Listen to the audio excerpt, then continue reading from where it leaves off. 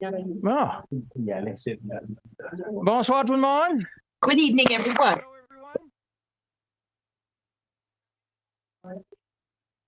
Je vais faire comme je dis à mes conseillers, je vais.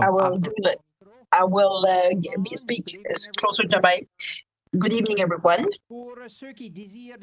For those who would like to get simultaneous translation, they are available.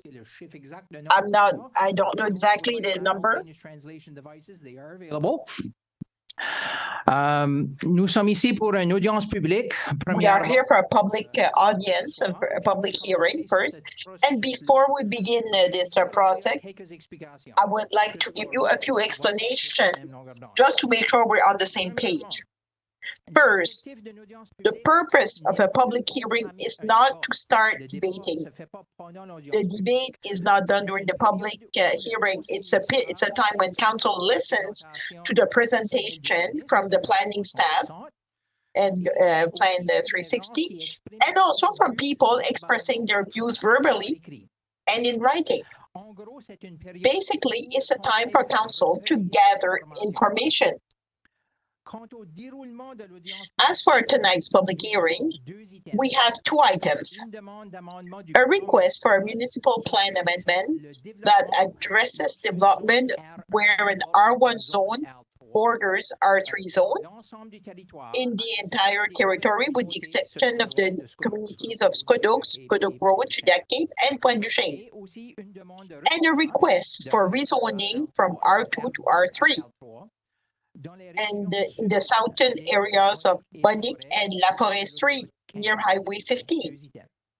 Two items for the public hearing. For each request, Plan 360 planning staff will make a presentation. Mr. Robichaud will address us, and maybe also Mr. Boudreau. The applicant, the person who made the request, will have the opportunity to address the council. After, the public will have the opportunity to address council. For those who have sent their objections in writing to the clerk, Mr. Montreuil on my left, I would like to note that all correspondence received has been translated and distributed to all council members by the municipal administration to enable council members to review it. So in the interest of time, if you have sent your objections in writing and you are speaking, several ask to speak, I ask you not to read your correspondence in full, but to highlight your main points that you would like to highlight or mention. While council members will have the opportunity to ask questions to present for clarification purposes, council members will also have the opportunity to ask questions to Plan 360 staff and municipal administration after all presentations are completed. Thereafter, the public hearing for each item will be closed. We'll go to the next item. After the two items have been dealt with, the public hearing will be completed. This part, even if this pushes back the starting time of the regular meeting scheduled for 7:30. So the regular meeting might be starting a little bit late this evening. Although we may take a few minutes breaks, depending what time it is, we'll start the regular council meeting where the applications that were the subject of public hearing are scheduled to be discussed at number 14 on the agenda. It is at this point, after a motion has been moved and seconded, that the applications will be debated by the council members and a vote of the first reading of the municipal plan amendment and zoning bylaw applications are scheduled. I would also mention for those of you who may be new to public hearings, I'd like to point out that we're asking for your cooperation in ensuring that the process runs smoothly and calmly. We want people to be able to make their presentation without intimidation or inappropriate comments, regardless of where the people stands on the issue. Thank you for your collaboration. So, for the public hearing, I need a motion to open Councillor Germaine Galland, Councillor Mary Lloyd seconds. All those in favor signify saying aye. Against nay. Motion carried. So item Z3. 1352Z, which is the modification of the municipal plan. We have Mr. Phil Robichaud is here to present this. So we'll try to maybe expand it a little bit, like the screen, depending on the version you're using. Thank you, Mr. Mayor. And council members, thank you. So we are starting with the Niasano, as you alluded to, Mr. Mayor. It's a modification for the zoning bylaw. It does not only impact the one property, it will impact all the properties, like the situation I will describe in my presentation. As I mentioned earlier, so those modifications is modifying the bylaw, like the complete bylaw, in the specific to the situation where there's a R3 zoning besides the R3 zoning. So the modification will be, it's not specific to one property. It's really like for all the property in the same situation, and that will show like where those situations will apply during my presentation. So the role of the council, it's simply like to accept or not like the request. It's to change the plan. And the role of the staff, it's simply like to do the administration process and give some, make sure like the law is followed. And the role of the citizen is to express their comments on this request. So I will not spend a lot of time like because we prepare some visual, but essentially that's what it is, like the modification. This is, so when there is a R3 zoning for multi, can be like 4-story and 15 meters, like, and then it can be 5 feet or 1.5 meters from the property line. So this is for the building itself. And there's also like extra like disposition in R3, like besides the R1.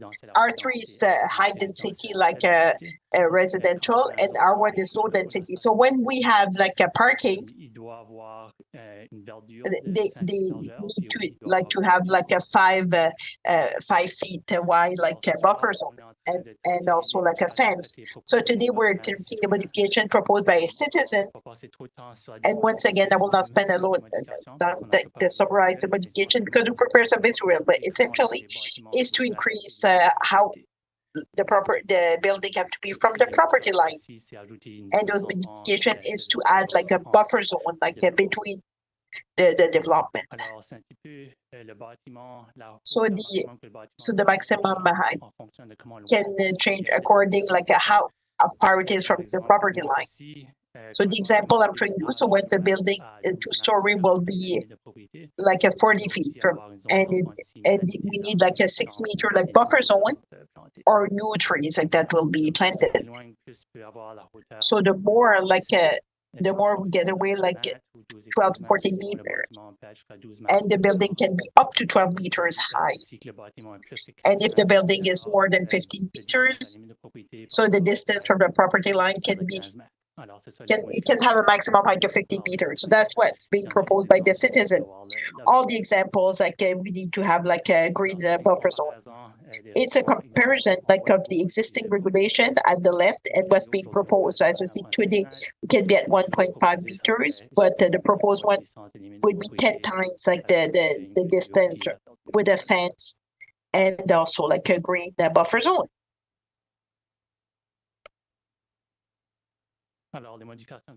So the modification, as I mentioned, it's applies to all the properties in Shediac. So there's not many like too many situations where you have like R3 and R1 like side by side. The most of those situations is following like a rezoning. And also we observe like a situation of R3 to R1, like the property is there's already like a multi-family unit. We see like when those situations it's a rezoning or there's already a building on the property. And I will show you more in detail. Usually, like the plan of the town of Shediac, so the way it's done, like we control like multifamily units, so they're not too close to R1 zoning. Usually, like the R3 zoning is close like to the main street and downtown, and then you have the R2, like the smaller building, then the R1. So it makes like a good separation between the building with different densities and with the setback. So the way like the plan was designed. So we'll see a few situations. I will give you some situation where the R1 and R3 are side by side. So the first situation, I divided it in three parts. There's not a lot of properties like this. So the first part is west part of Shediac. Just a more close-up like aerial view. So we see there's two properties now, like there's one like an R1. Following like a rezoning, like a R3 to R1, it created the situation where you have like a R1 surrounded by R3. And on the south side of Main Street, while zoning, it was R3 to R1. And so with this zoning, so your R1 right besides R3. Another example, like from R1 to R3.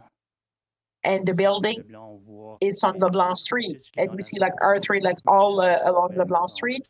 And at the back, Webster House and a few houses on Webster Street, there's a zoning R3 with R1. So these are existing situations. And there was a rezoning that was done many years ago, like where we found the situation. It's still like another rezoning to R3 to R1 where the situation was created, but the building is already existing.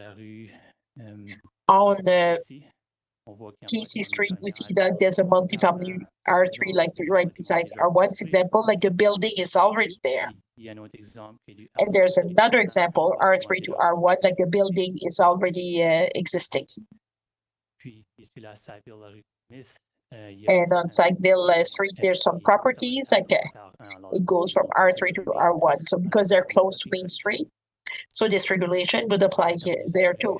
And the last one, it's Alphonse, it was a rezoning like R3 to allow like a daycare. So we had some conditions. So would not really apply. Main Street, the only one situation, R3 and against R1, and it's a multi-family building that was already existing. Just to summarize also, like the higher setback from R3 to R1 is not necessarily a bad thing, but a lot of situations were created like through rezoning, and also like the plan is looking to create a separation, another way to have R2 between R1 and R3. So it's an important modification that could have unexpected condition. So it has to be done in the context of a municipal plan reviewing. And I will present also like the recommendation of the committee like at the end of the presentation.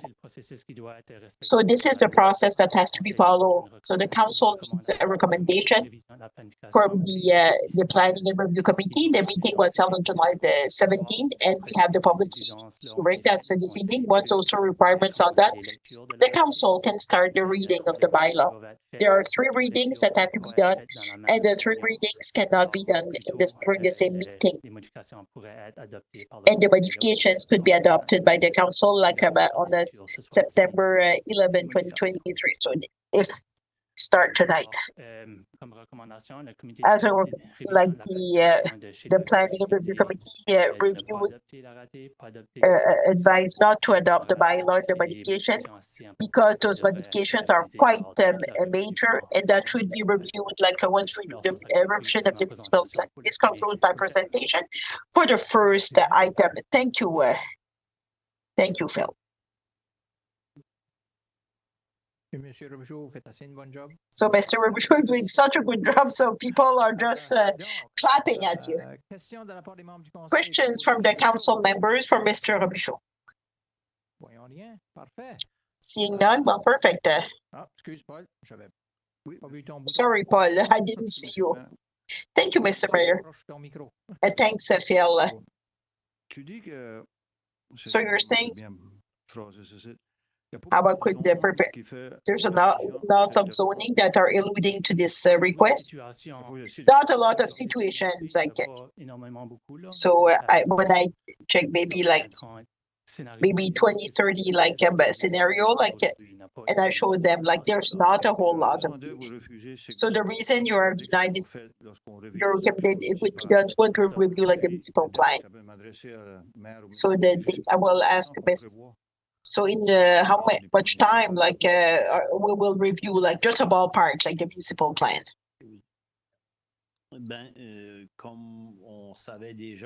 As we already knew, like we met with Plan 360 to discuss the timing of this. We're told like it would start in 2025. That these were the dates like that were shared with Plan 360. So in the meantime, can we apply some conditions on zoning, on situations like you're saying that already existing? Can we put like some conditions for the height of building? Could it be done case by case because it's not a lot, like not case by case, like because there's a specific position like recommended by citizen. And I saw essentially what it did, like if there was a new multifamily unit in the R3, it would have to be a certain distance, like from R1, based on the height of the building. So it wouldn't be case by case. It would apply to all situations where R3 is beside R1 and we want to build a building, so the regulations would apply there to the new development. So thank you, Phil. Thank you, Councillor Boudreau. A few other, so I'll try to direct your question to Mr. Robichaud. Councillor Lacombe. Thank you, Mr. May. Phil, so the last time we reviewed that municipal plan was in 2016, but in reality, I think we prepared in 2010 and then we tweak it in 2016. 2012 was a very similar version of what we're adopting today in 2016 with a few revisions, like because our properties were amalgamated. So we're in 2023 and we're looking at 2025.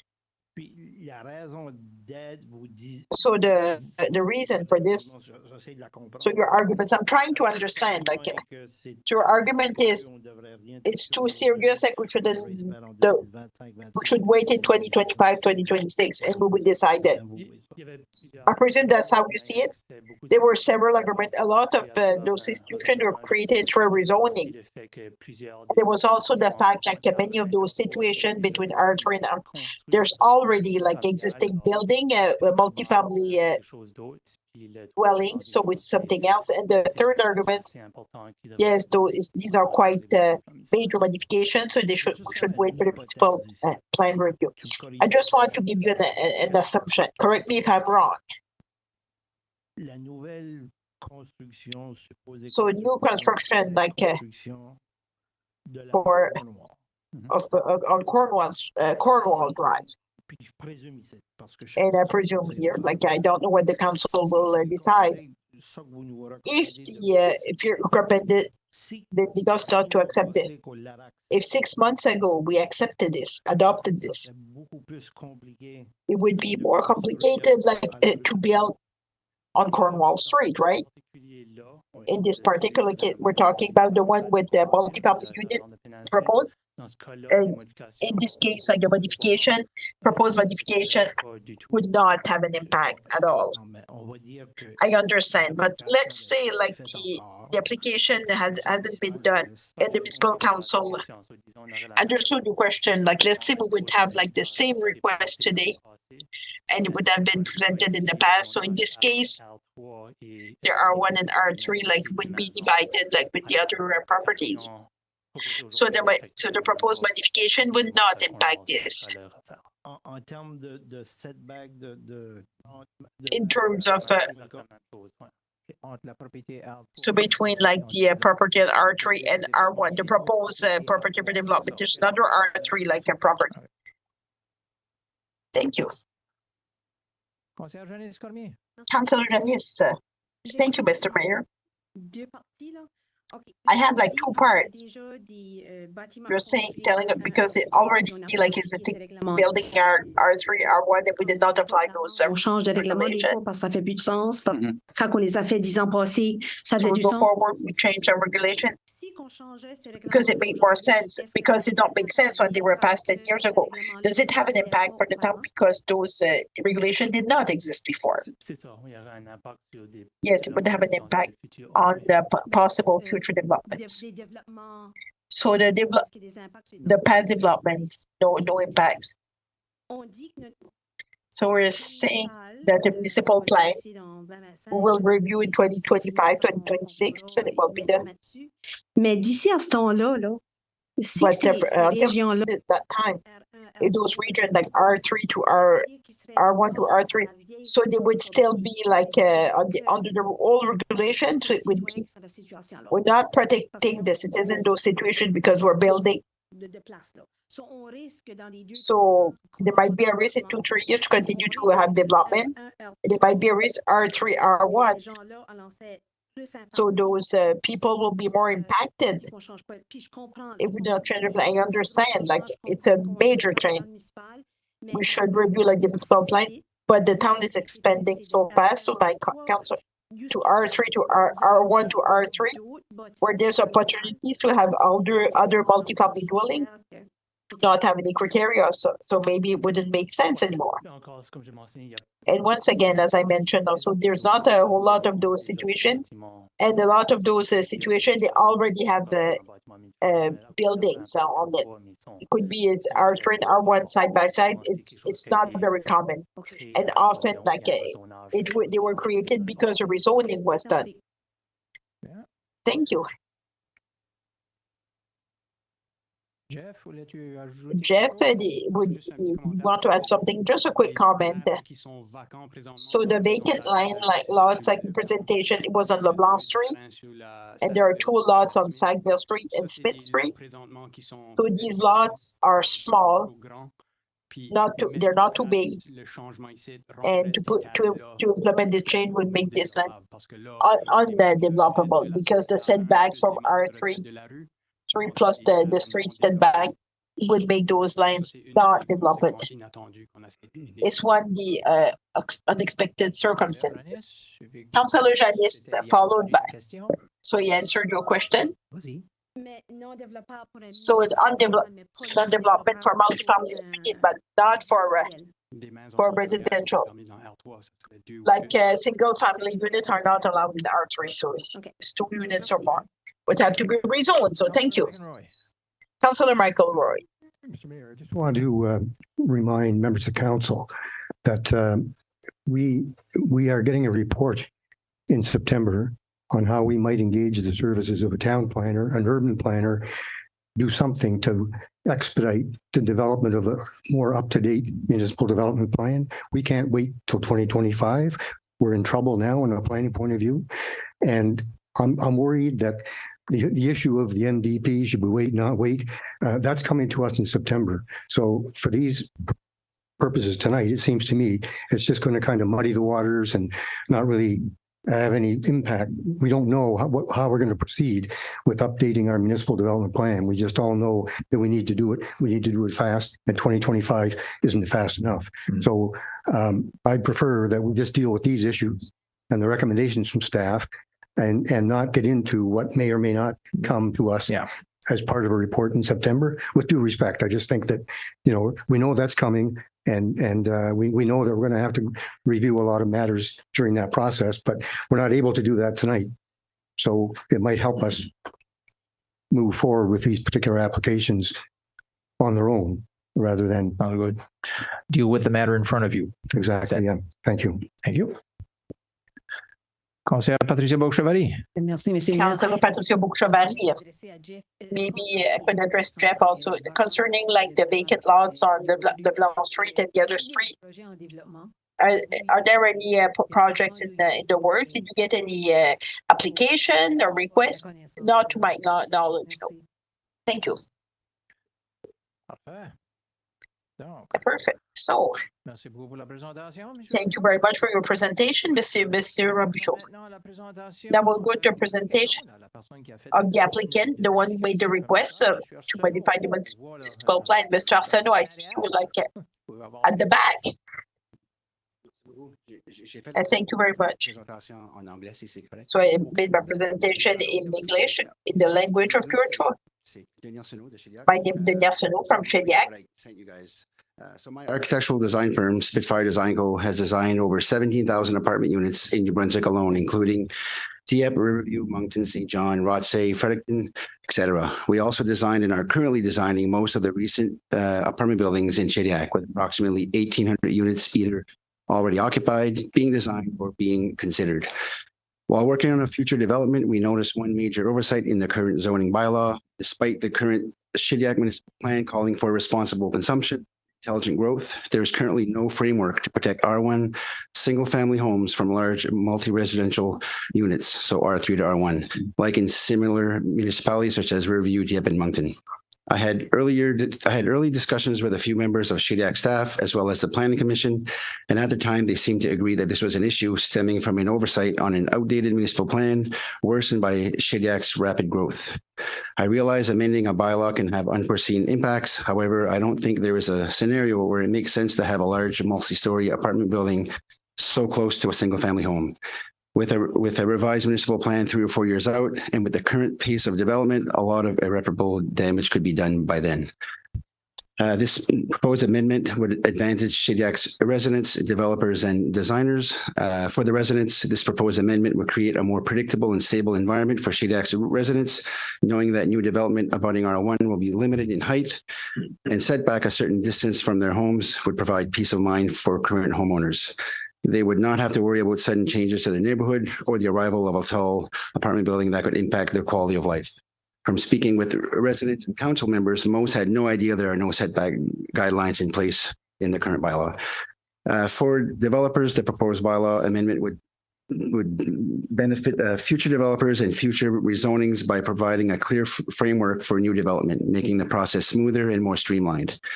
During rezoning requests, developers and designers would know in advance what the setbacks are based on the heights of the buildings, reducing the risk of costly mistakes and unexpected changes. This could encourage more investment in the area and contribute to responsible growth. Without this framework, we are asking PRAC and/or council to impose rezoning conditions arbitrarily, including setbacks with inconsistent results. The onus should not be on them. For designers, my staff at Spitfire Design and I are always aware of the potential impact on neighboring properties. So we're always looking to be as responsible with our projects as we possibly can. Having some sort of setback framework in the bylaw gives us a better chance to do so. As shown on Plan 360's map and my documents, the proposed amendment does not affect any current lots or any current developments. Since this is obviously an oversight, one that could affect future development, wouldn't it make sense to rectify now before irreparable damage is done? To be clear, my request is not to stop or even impede development of large apartment buildings in Shediac. Shediac needs housing, and mid-rise apartment buildings certainly make sense in the right locations, just not 1.5 meters away from single-family homes.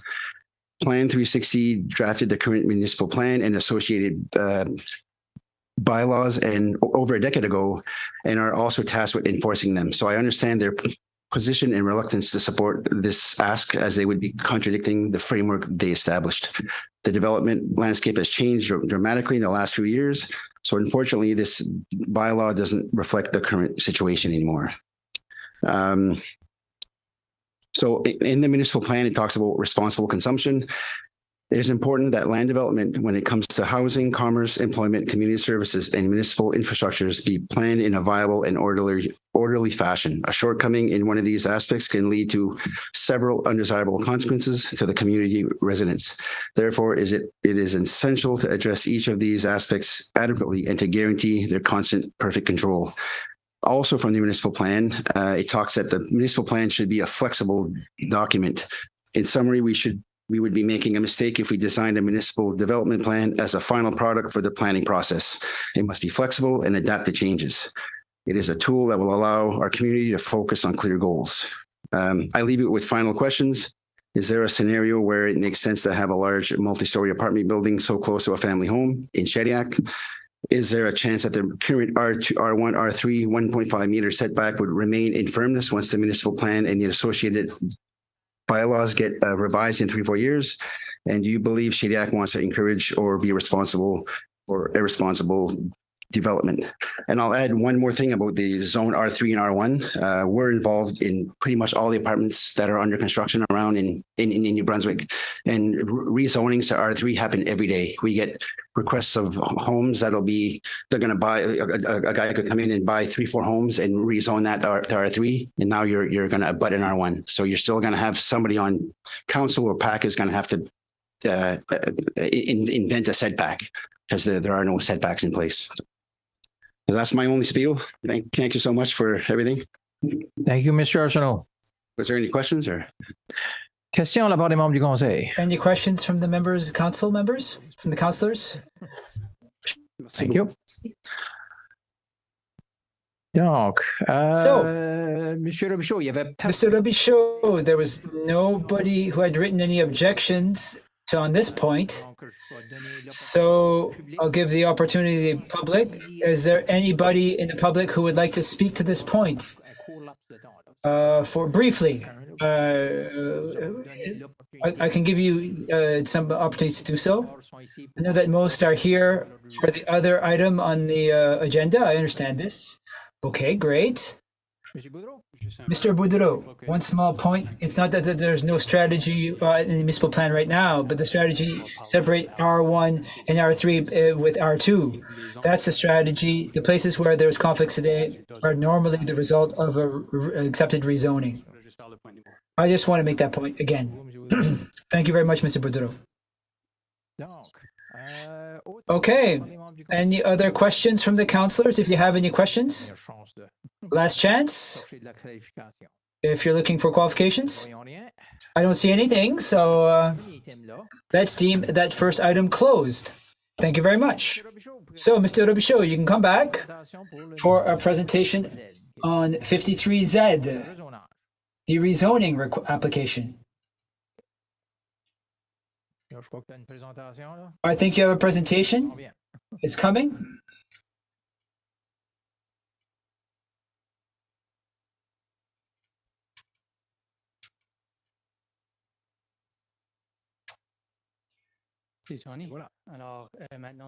So now it's item, the Alexandre Giroir item, the request to change zoning to R3 to allow 4 600-unit buildings. There have been letters that have been sent to the neighbors within a radius of 100 meters, and also a notice published on the municipal website. In my presentation, I will explain what is rezoning, explain the project and the process, and present a recommendation on the application. So rezoning, what is it? It is basically to change what is allowed to be done on a property. It would go from high to medium density to high density. Basically allow higher residential density on a property. And the role of the council is to accept, yes or no, the application, but they also add conditions to the application. There's an option there. The role of staff is simply to ensure that the process is followed and the law is followed, and provide notices where applicable. And the role of the citizens tonight is to express their comments on the rezoning application. So the project is located on the eastern side of Shediac. You see it in red here. It's at the end of Monique and Forest Street. In the area, we see lots of vacant lots. It's in Domaine Beau Séjour, Domaine des Faisans. When this was proposed, it was for a low-density single-family dwelling. But with the changes to the market, new realities that have come up, there's been a bit of some changes. With single unit dwellings, but now we have more and more density. Started with row houses, with lots of the semi-detached, and we have medium density buildings up to 6 units in the sector. At the start, there's more and more houses, and more as it goes. There's a higher density in the sector. In Domaine Beau Séjour and des Faisans, there's a total of 354 units. This is in green and in blue. This is in comparison to the application for day, which is proposing 600 units on this property. So it's R2 zoning for the moment. It allows a maximum of 6 units. Zoning to the west is R1. It allows a maximum of 1 unit, and to the west it's R2 as well, and that allows a maximum of 6 units. In green, it's parks. It's a property of the town of Shediac. It's used as trail, and there's a water course there as well. And normally R3 zoning, you see it closer to Main Street, closer to downtown and the larger streets. That's why we see R3 zoning facing Ohio Road. So the request tonight is to change the color on the map, to change the zoning to R3. It's high density residential. That's a residential zone that allows the highest density in the town of Shediac. There is no limit to the number of units permitted for an R3 zoning. The density is controlled by the maximum height usually. So the application includes three properties. There's 2 owners, Maison Amel and LMC Construction. And the applicant wants to make sure that they have proper zoning in place before acquiring the property. But he has no intention of building in the next 5 years. It's the same developer doing the work on Brobridge, where phase 1 is completed. He has the intention of finishing those phases before embarking on this project. That's why there is a delay of about 5 years. So that's the proposal. We don't have any elevation plan, but we have a site plan. Just to summarize the site plan quickly, there's 4 buildings in the form of an X or a Y, 10 units each, and the other one's 130 units each. And the height is 20 meters, about 66 feet, and 6 stories each. You see that there's 3 access to the properties, and also buildings for storage on the property, and recreational facilities, a pickleball court, pool, and also access to the trail. These are all things that are proposed. So as part of this rezoning process, we consult different organizations. Now here we consulted with the Shediac and Area Sewer Commission, and they confirmed that since infrastructure was designed for lower density, that the existing sewer system is not able to accommodate this project as proposed today. So there's significant work that would have to be done. There's a solution that was identified, a report that was prepared by the consulting firm Englobe, and basically they found an option on how to deal with the sewer capacity. They divided into 2 phases. Phase 1 is the blue line. You see to the right, it's a gravity-fed line. And that phase objective is to create a new main sewer line to open up some vacant land. As you see here, there's lots of vacant land. Phase 2 is the red line here. This is a high pressure line, a pressurized line. It's more expensive. That line, the objective is basically to redirect sewer water as it exists in Shediac to the main line in phase 1 to increase sewer capacity in the town of Shediac. For this project, only phase 1 is required. With phase 1, it would be possible in terms of sewers. There'd be some work to be done in terms of drinking water. There's a memo that was prepared by another consulting firm that identified some works that would need to be done, just to mention that. And probably the buildings would not have enough pressure for the sprinklers, so the buildings would need their own pump on the property to supply pressure to the sprinklers. In terms of traffic, as I said, all those streets when they were first proposed were designed for low density, and all of the development of this project I'd have to go through existing streets to get through Bro Bridge or the main street. At this point, there's been no traffic studies that have been done, but as I mentioned, there's a total of 352 units in the domain compared to 600 units. It's a significant increase in density and traffic in this neighborhood.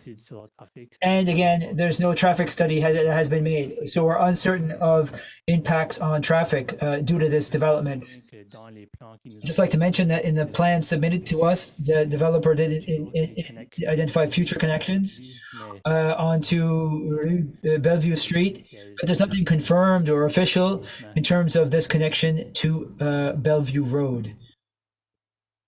In terms of draining, the developer is proposing a net zero development. This means that if you compare before and after development, the amount of water running off the property should be the same. They do this, they're proposing a retention basin, as you see here. This is the net zero concept based on, it's already required for development of this size. I'd just like to note for the development, the retention basin is half intended for public use, territory owned by town of Shediac. Usually net zero should be only on the privately held property. So this is something that would have to be addressed. In terms of the municipal plan and its objective is to guide future development in the town of Shediac. This is the objective of the municipal plan. The municipal plan divided the municipality into sections, and in each section there are proposals in how those sections should be developed. This is known as the borough of Bellevue. It's characterized by lots of vacant terrains for the residential development. It's identified as a strategic area for residential development. It's even mentioned that it's propitious for high density development to take advantage of existing infrastructure. So according to the municipal plan, that's one of the objectives of this borough. In the bylaws of town of Shediac, there's also general provisions that mention how buildings should be located on a property and how tall they should be. There are 7 or 8 provisions that are not being respected here. First of all, there's height. It's about 33% higher than allowed. The 20 meters is the height, proposed height, and the maximum height is 15. And we're also proposing flat roof. This is something that is not working with the current proposal. The council would have to approve variances as part of the conditions for the rezoning. There's also accessory buildings that go larger than the accepted area. They're in the front yard. And also setbacks that are exceeded. Usually buildings should be close to the street, but there's a few buildings that are situated farther from the street. There's some illustrations of the front yard that are not allowed. It's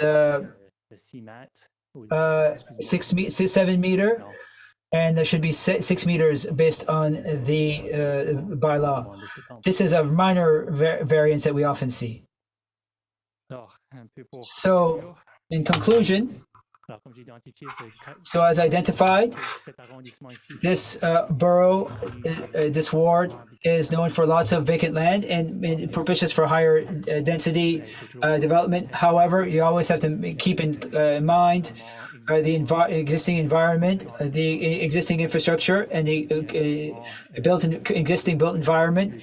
It would appear that the project is a bit premature because infrastructure is not in place to accommodate the project. And that's why we will have a negative recommendation at the end, where the PRAC is recommended to not go forward with the rezoning for those two reasons. The proposal seems premature, the project seems premature, and there's a lack of infrastructure. Thank you. As with the last time, there's two steps for the council. There have to be the recommendation from the PRAC committee, and there also has to have a public hearing and hear the comments of the citizens before they can legally adopt a bylaw. On the agenda, there are some readings for tonight, and if they can start the readings, they could adopt, the earliest they could adopt this rezoning would be the 11th of September. And there's a document that was prepared for the rezoning. It's Z144453Z. There was a large number of conditions. And the conditions are things that must be done before the project could be completed. Do we need to have a traffic study and the work done before the permit allowed? The work on the sewer system showed in the Anglo project be done before the permit would be granted, that it be net zero, that there be an improvement to the water system, and that the approval from the fire chief, and also 7 variances that we present that are all part of the conditions. So as I mentioned before, the recommendation of the PRAC committee is to recommend to the committee to not proceed to bylaw 53Z because the project is premature and there's a lack of infrastructure that would enable the project. And you mentioned this a bit, Your Worship, but I'd just like to summarize that the town had a total of 60 letters of objection, and they were all sent to the council in advance, and they were translated to make sure that the councillors could understand the content of the letters. There was also an online petition, and last I checked, there was over 260 signatures on the online petition. So instead of going through all of the 60 letters, I will summarize the main highlights that we've seen in the objection letters. There's lots of points that repeated. The two things that were mentioned most often, that had the most emphasis placed on them, that the infrastructure was insufficient for drinking water, sewers, drainage, and it could potentially cause flooding. And these are comments from the public that I am summarizing. Also, that the streets were designed for low-density residential. They were saying that the streets are not wide enough, not enough sidewalk. It would cause too much traffic. It would going to cause danger on the streets for pedestrians, and it would be hard for emergency services. There would be too many vehicles on the road. Those are a lot of the points that were frequently discussed in the 60 letters. And another point, it's the citizens who have to finance the improvements to infrastructure, and that it would increase their taxes. And that the project would contribute to increasing the population. It would overload certain public services, the schools, emergency services, health services, etc. Lots of points on the environment, on cutting trees, air pollution, destruction of natural habitat, and biodiversity, and also related to pollution in the town of Shediac. And lots of comments as well on noise and disturbance due to the construction. And some people mentioned destruction of the trail to accomplish phase 1 of the sewer, and that the value of their own properties would be reduced.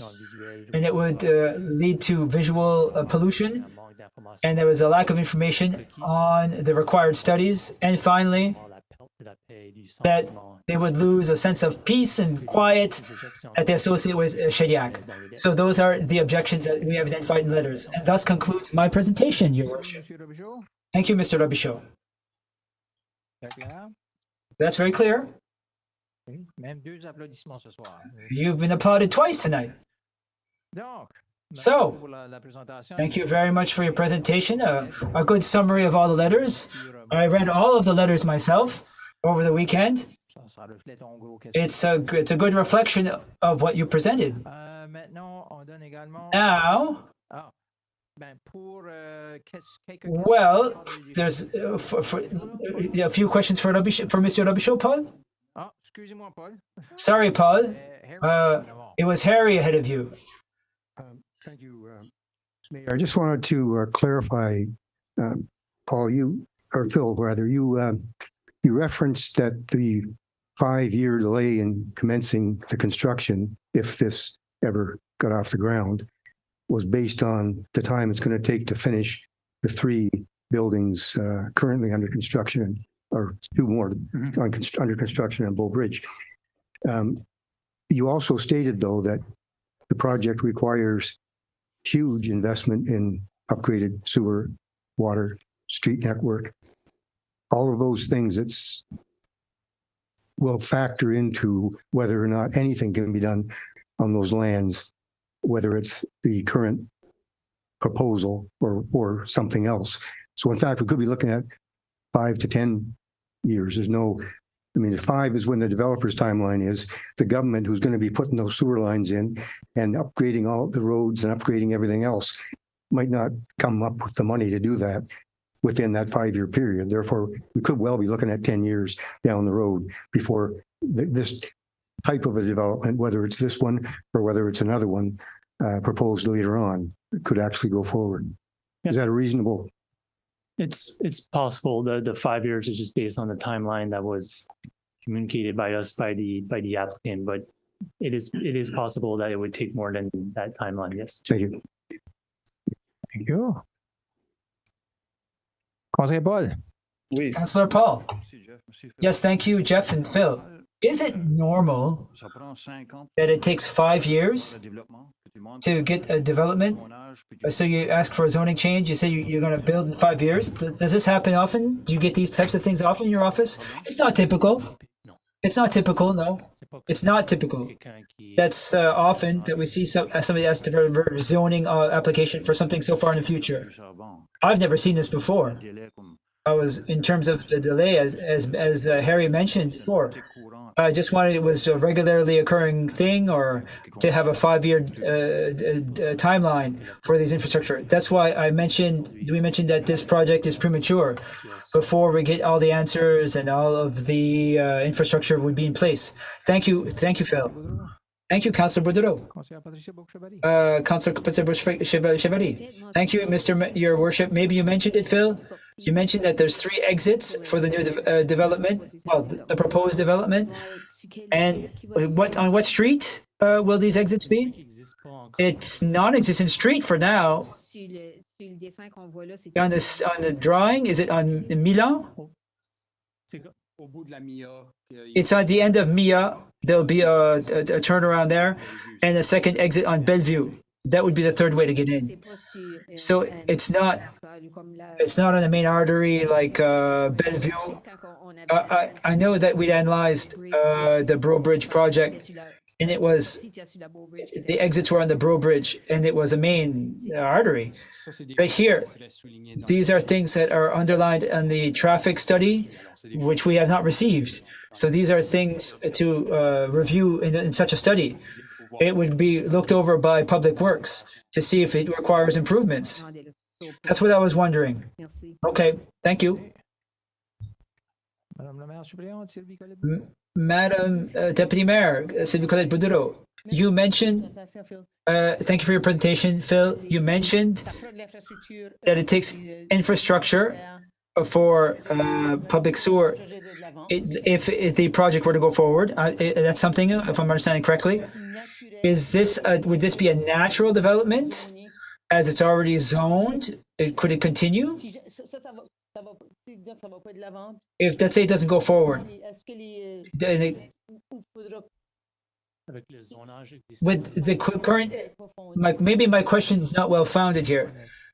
Can you answer in the mic, please, Phil? I don't know the exact answer. We're not sure. It's the sewer commission is the exact commission. I can't answer exactly to that question.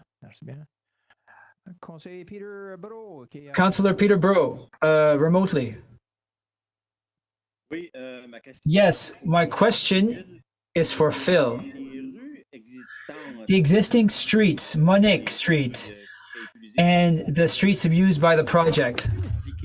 Could you explain why those streets were built so thinly, narrowly, and without sidewalks? Were they only designed to have R1? It's not common to have such narrow streets in new developments. Could you let us know how that process all happened? I will answer that one. I was involved in approving the subdivision. At the time, the lots were all zoned R2, medium density, with a limit of 4 units per lot. The width of the lot in total made it very difficult to have 2 streets and 4 lots deep. And as a compromise, the council had accepted to have narrower streets with only 15 meters for such situations, and that would allow residential lots in compliance, rather, in terms of sidewalks. That's what was accepted at the time by Public Works, and the administration and the council had presented the plan as presented without sidewalks. And this project, as we mentioned, foresees a new exit on Bellevue Street. So Monique La Forest Street, all of those streets, they're not primary arteries or primary exits for this development, but the objective would be to have an exit on Bellevue Street. Councillor Bro. Great. Councillor O'Meara O'Brien, your worship. Question for Jeff. You mentioned an exit onto Bellevue Street. Yeah, the owner, not the owner, the developer, does he have land to get there? How does that work? The exit onto Bellevue. I think there's a piece that belongs to the town for the connection. It's we have to speak into the mics so that the speakers can hear everybody. There onto Bellevue, this Bellevue route. My question was, how does this exit on Bellevue work? I think there's a piece of land that's owned by the town of Shediac right now, and the lot between the Bellevue and the proposed development, the only piece that's missing is something that's owned by the town. So they're in talks to negotiate an agreement to get a connection, but there's nothing officially declared yet or made official yet. It's a major obstacle. It's controlled by the municipality or developer. There's no third party involved. It's the municipality and the developer who control that connection. Thank you, Jeff. Thank you, Your Worship. Councillor Amin. So, thank you for your presentation and all those clarifications. So now it's a public comments section of the hearing. Oh, my apologies. I clicked on the wrong button. Before the public comments, the applicant can is the right to speak to us to explain his project. So, Mr. Giroir, you may address the room in the language of your choice. Hello, Mr. Mayor, councillors, citizens. As most of you know, my name is Alexandre Giroir, a developer from the region of Shediac. as a citizen of Pointe du Chêne, I love my town. Having grown on the summers by the water, it's really important to me. Shediac will always be a little beach town in my eyes. It's for that reason that I'm trying to develop R3 along the Trans-Canada Highway and not alongside the water or on Main Street. The town, as well as many other towns around in our area, are growth. This brings new malls, arenas, public pools, new schools for our kids. These municipal revenues are generated by residential projects, multi-family dwellings, and today I'm looking for your support. Tonight I'm looking for your support in terms of modifications to zoning Z-1444, rezoning from R1 to R3 in Domaine Beauséjour and Domaine des Faisans, as Phil mentioned it. I won't go through all of a summary of my project. Phil covered lots of points, but I will start by saying that obviously the project, the 5 years proposed, it's just a guideline. I'm willing to wait for the town to do the municipal plan and the municipal infrastructure, to work with the town to be able to accommodate this project in the future.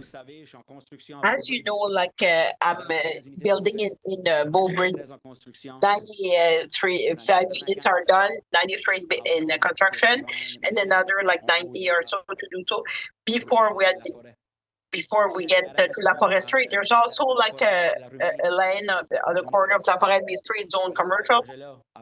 I could build a project there. So before I'm on La Foresterie. So of course, a 6-story building, 20 meters high, pickleball, a pool, a gazebo, community garden, every store would be for the resident. Nothing put a store it would impact members of R1, R2 could maybe take advantage of that corner store. But the value of that project would be assessment today $200 million, 600 units. The municipal revenue annual based on the $150,000 dollars per unit, which is low. Annual income $1,296,000. Water, 192,000 based on today's cost.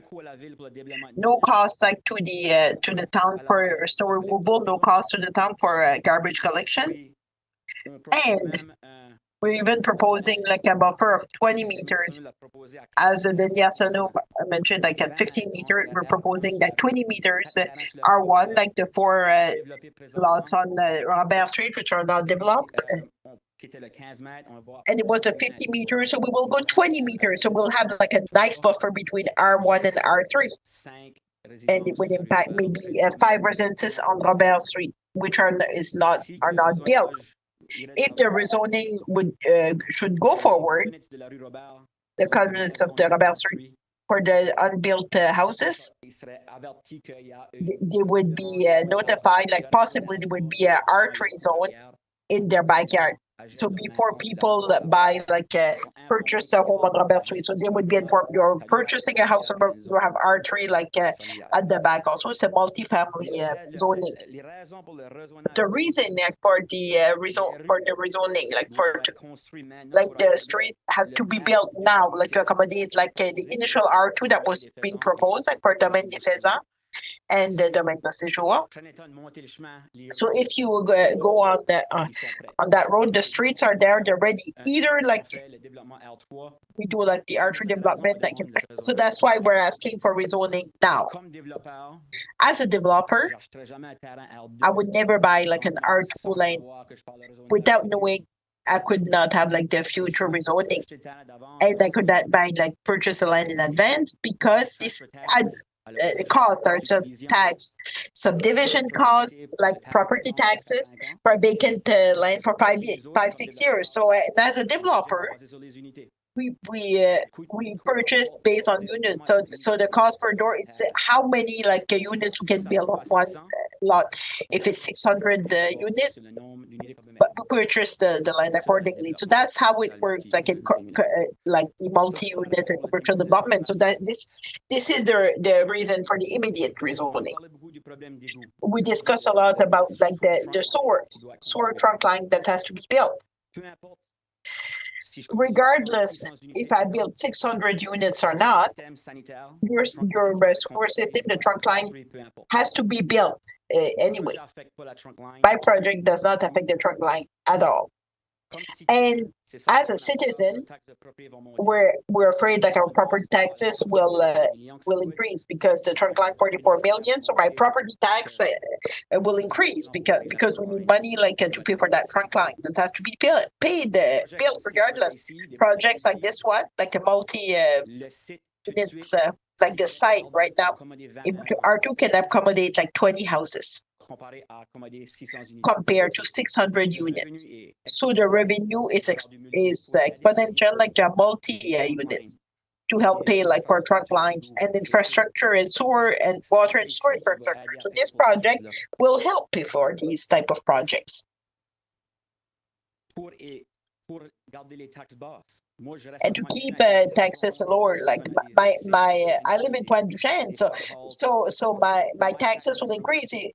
Like if we build pools, fire halls, and arenas, and traffic study, well, we agree like the traffic is a problem. And I think there's a lot of opposition because of the traffic.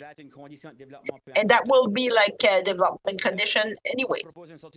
We're proposing like an exit on Bellevue Heights for the possibility of sidewalks, like to redo like Bellevue Street had sidewalks, maybe a street light like at the corner of Pizza Delight. So the boat bridge will go like the Ohio Road, so it's already, and Justin also like will branch on the Bellevue Street. Eventually, we would be proposing an exit on Ohio Road directly from the Bellevue Street, right beside of this subdivision.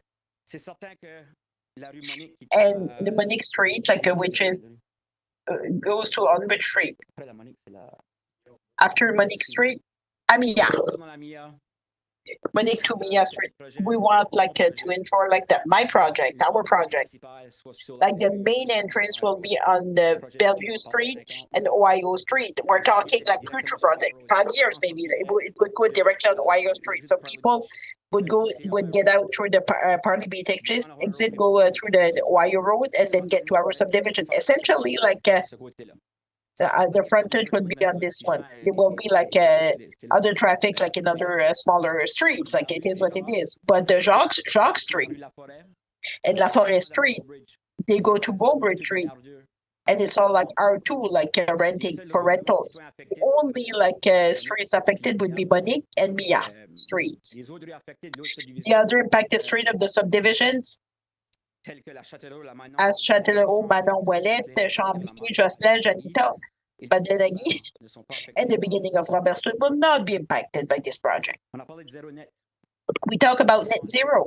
Of course, net zero has to be done for this subdivision. If ever like to go up, like the streets that go up to Justin Street, after Justin Street, like it goes down the hill through the Trans-Canada Highway. So the rainwater fall have to go through those streets in order to get like to go to the walking trail. So no, even with net zero, like the citizens like around, a lot mentioned like Sébastien Street, like something that happened there. It's impossible for this project like cause what happened on Sébastien Street with the net zero. So the visibility. No house will be impacted. No actual houses will be impacted by those by the height of those buildings, except like the 5 future houses on Robert Street. Like all the other subdivisions are zone R2. So on the map, like Phil showed you this evening, I just want people to know like where we're at. So on the northern part of subdivision R3, like it's all being built. These are all rentals.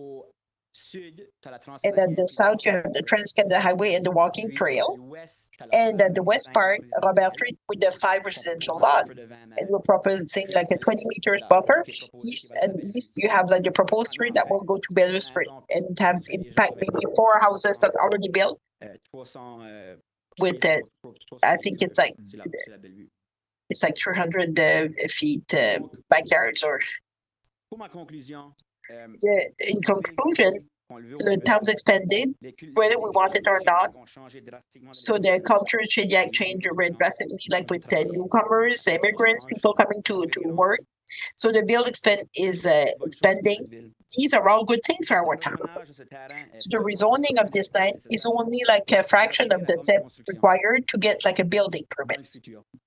In the future, certainly like there will be like some conditions for building, maybe in 5 years, 6 years from now. So before we even get like our building permits, it's only one of the steps we have to like to rezone lot. I'm ready to work with the town to accommodate this project in the future. No municipality would pass on this to this to get funded this project and make sure they get the right information. For the city, from the city, please make a decision based on facts, not emotions or feelings. Thank you, Mr. Giroir. It's a good presentation and a clear explanation.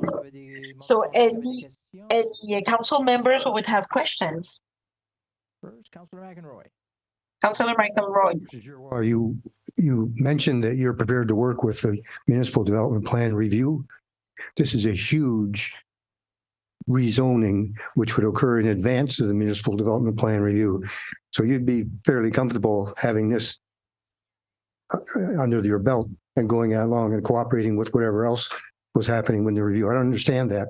Like if you were prepared to withdraw the application and then have this land looked at, its future land use in this entire area, including out to Ohio Road and the balance of all of the undeveloped lands in that area, dealt with through a plan review process, that would be a sincere cooperation with the municipal development plan process, with public consultation, planning staff input, and so on.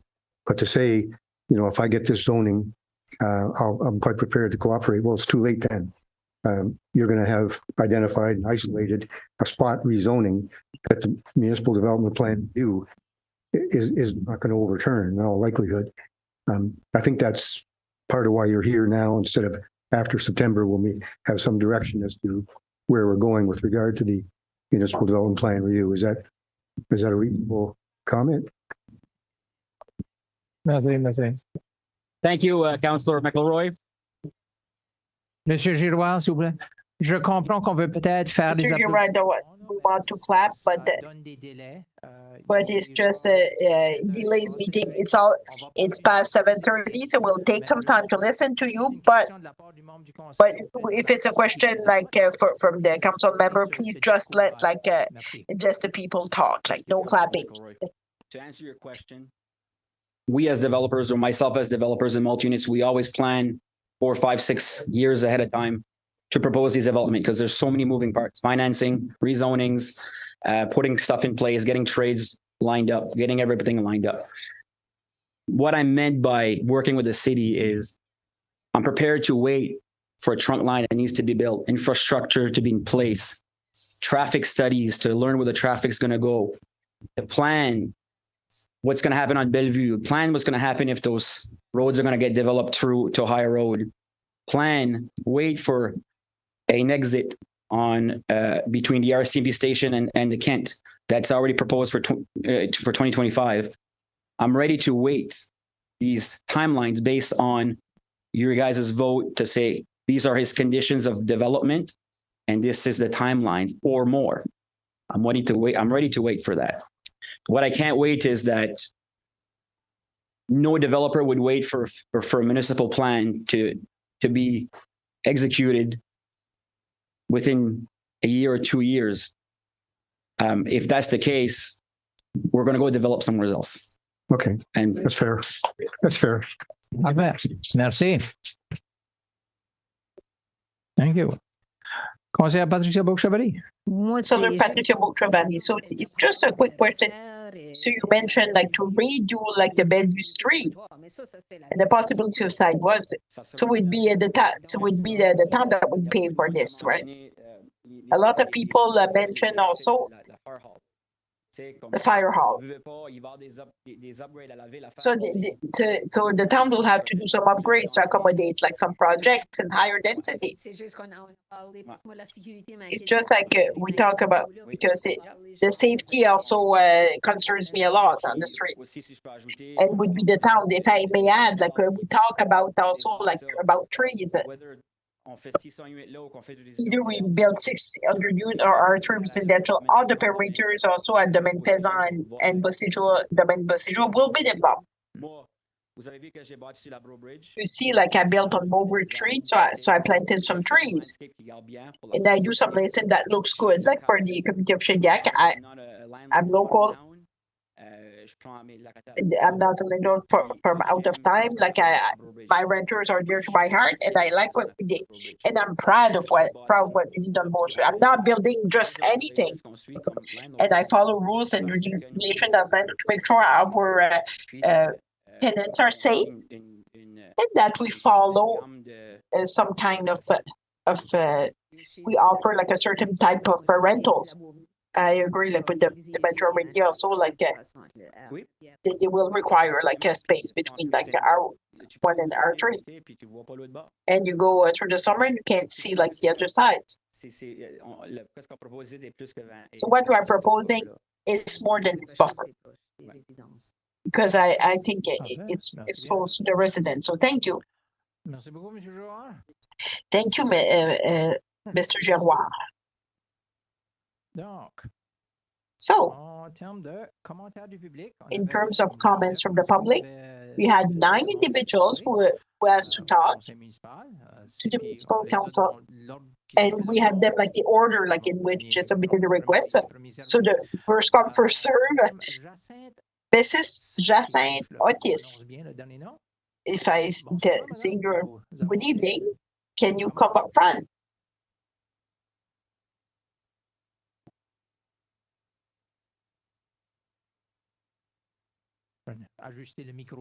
You can adjust your mic as you please.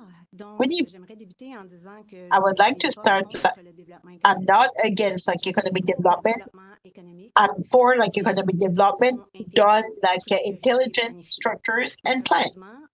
Unfortunately, we cannot say like all the criteria were followed here. And really, I'm sad about the fact that some transparency was missing. Only some residents, like at 60 meters, were informed of the project. But I think this issue like impacts other streets, like the safety of the citizens would be at play with the neighboring street. When we're saying like the Robert Street will not be impacted, I doubt it because some contractors build houses and those houses are not being sold. So those houses will have to sell them with special clausing mentioning they will have high density development. So those buildings will lose money. The value of our properties lost money. So there's no studies. Okay, how can we say there won't be any impact on people living on Robert Street because no studies were done like on the quality of life, the shading. So what will happen if you destroy like 2 kilometers of walking and the biking trails? To build like a sewer system, by the way, like when we read the old report, does not need to be done. Like can only be redone like if we have high density development. So an initial investment of 46 million. So we're asking the town, the citizens and residents to pay a tax increase to fund 46 million infrastructure.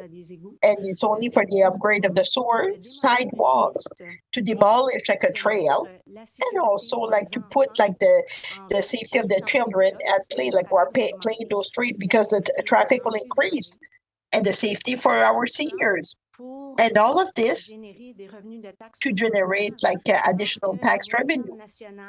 While the national average for the tax revenues from residential and non-commercial, the national average is 60-40.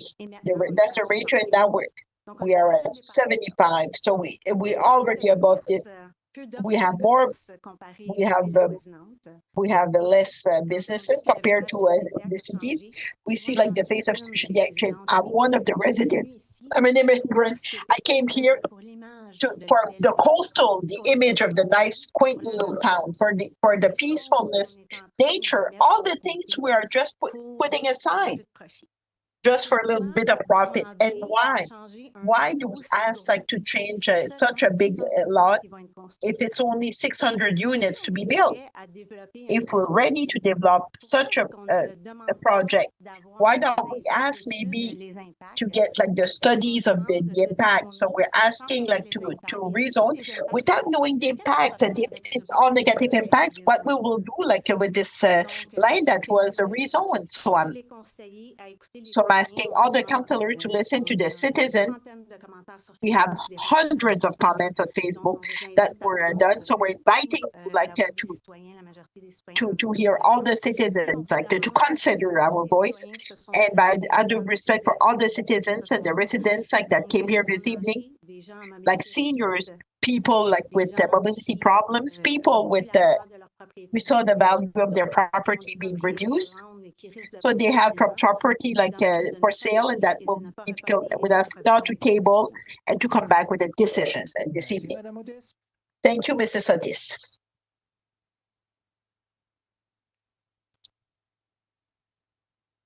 And the member of council, did you have any question?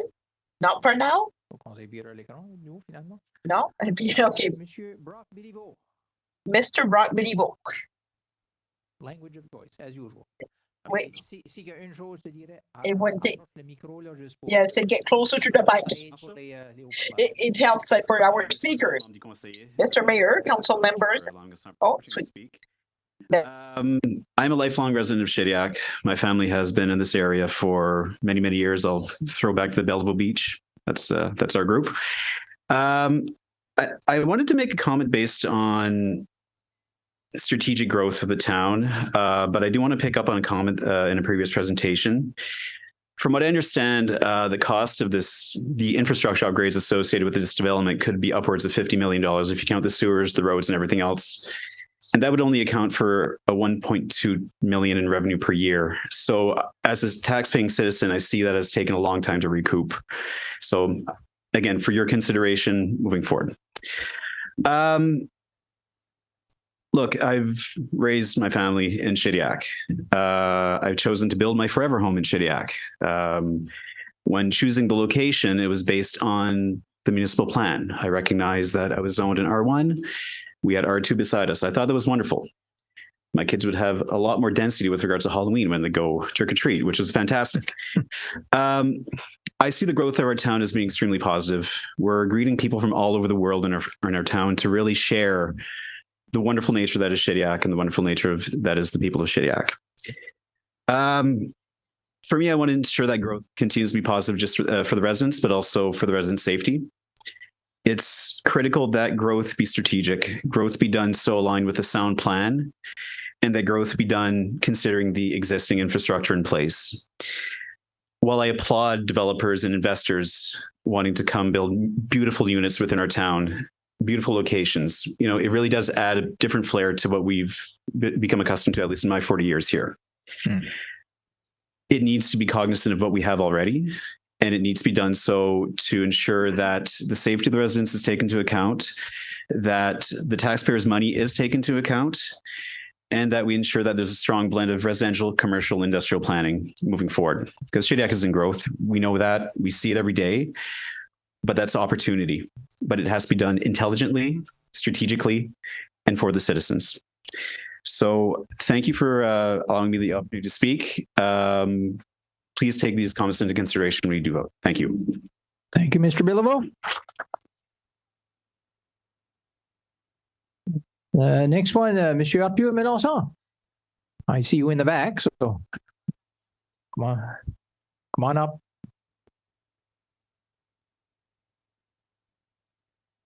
J'espère que ça va bien. Ça va très bien, merci. I hope you're good. I'm very good. Thank you. Mr. Mayor, and also the town employees, councillor, thank you for letting me talk. I would like to talk about my experience with the council, the presentation at the public hearing. Many times I did some presentation. Every time we did some presentation for different projects. The commission, the Plan 360, was always in favor of the project. We do our presentation. We had different presentation, or several of doing some presentation. And when the time to vote, like the discussion was, the specialists presented, and they told us our vision and they recommended. It's the first time I'm in a situation where the Plan 360 and the commission, the Shediac Planning Commission, they all voted not to accept to go forward with this project. So today, we know that there will be a vote later, so I'm just wondering, councillors, so the vision that will happen, the specialists presented, the specialists gave us our opinion not to, and it advised not to go forward with the project. So I'm asking the councillor, like, respect, like the position of the Plan 360, and also like the Shediac Planning Commission, who advised them not to go forward with the rezoning and to vote against those motions. Thank you for your time. Thank you, Mr. Melanson. Mrs. B. Patterson. You're there. Come on up. It will be a little while. That's okay. We've got time. I'm slow but steady.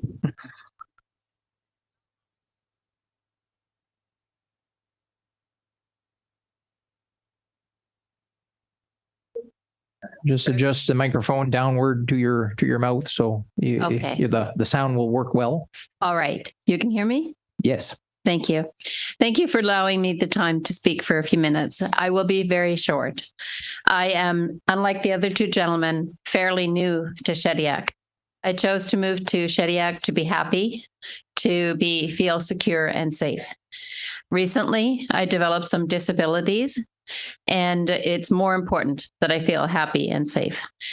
The changes that are being proposed, there's too much traffic already. Everyone can see that. There is no infrastructure to support the amount of people that might move here, in addition to the people we already have. Will there be employment for them? Will there be places to go? I don't know. But on behalf of myself, my neighbor who is also disabled, I use a scooter to take my dog for a walk. I have felt very comfortable the short time I have lived here doing that type of thing, and I certainly hope to continue. Thank you. Thank you, Ms. Patterson. Next, I have Mr. Benjamin Tai, if I'm pronouncing that right. Good evening. Good evening. I'm just here to, my main concern is the safety of my children. We recently moved to the area 6 weeks ago. We used to live, actually, we're neighbors with Paul. Loved the place. That's okay. Not the reason why we moved. But okay. But, it was his birthday yesterday. Okay. I missed that one.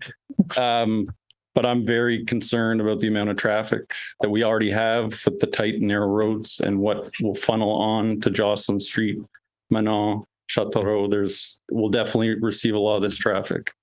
I really encourage you guys to plan ahead, because it seems like these streets weren't planned for this kind of development, to take the time necessary advice from the people and really follow their lead. I was also asked to speak about plumbing, but I saw Robert McEwen here, and I know we're in good hands. So I know I can't contradict him. So no, that's all I have. Thank you. Thank you, Mr. Tai. Monsieur Pierre Barrette. Mr. Pierre Barrette, il asked to talk.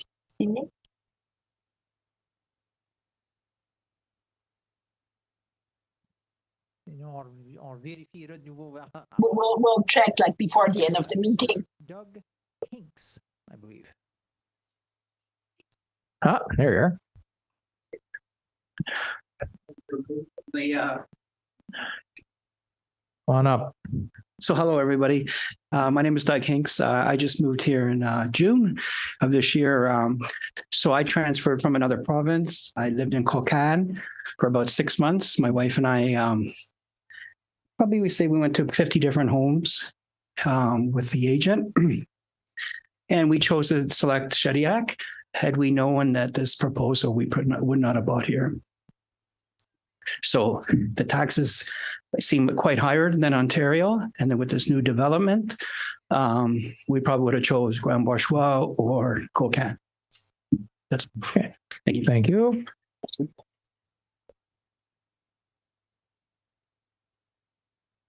Prochain, next, Mr. Karim Balsi, if I'm pronouncing that right. Yeah. Okay. Hello, everyone. Good evening. Thank you for letting me speak. I'm originally not from Canada, but I came 8 years ago, but I'm a proud Canadian citizen now. We moved. Bienvenue. Thank you. Thank you so much. It happened in February, so it's very recent, and I'm really happy that it happened in this town. It has a lot of special things for us.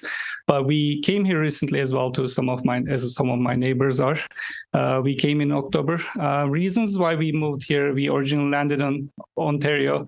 We lived in a really highly density zone that was getting overpopulated. And with that, it came a lot of construction. And then one thing, me and my wife, we moved here together, is that like we said to each other, is that let's move somewhere that there's not giant constructions going on. You know, it's like every day it stops at like 12 a.m., 1 a.m. in the middle of the night, starts back at like 7 a.m. in the morning. So it's like, okay, let's move somewhere that feels like home. So we were planning on moving to here in this province. And then like we just came to Shediac and it was like, okay, it's low at first sight. It's like our old hometown where we come from. It's a coastal city as well too. So it's like, this is beautiful.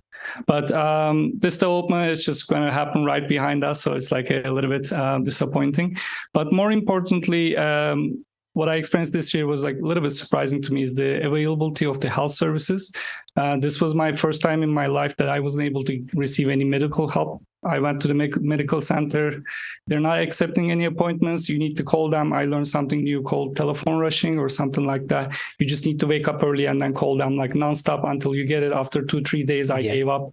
And then dentist services as well too. Like, you know, the appointments are like 2-3 months away. So I chose to go to Dieppe, which was fine. You know, I still receive service. And it's similar in like massage, chiropractic, or physiotherapy. So I do really hope that you consider that angle because, you know, health is one of the most important things in life. I feel like maybe it's a little bit rushed, this project, like with the amount of population coming in. I think we can grow that a little bit more harmoniously over time. If you come to our neighborhood, you will see a lot of houses are being built right now. So it's not like the development is stopped. There's still full speed development going ahead. It's just this project feels like it's going to be like, you know, putting fuel to the fire. So thank you for listening. Thank you, Mr. Balsi. Prochaine personne, Monsieur Jason McLaughlin. The next person, Mr. Jason McLaughlin. Bonsoir, monsieur. Bonjour. Hello, good evening.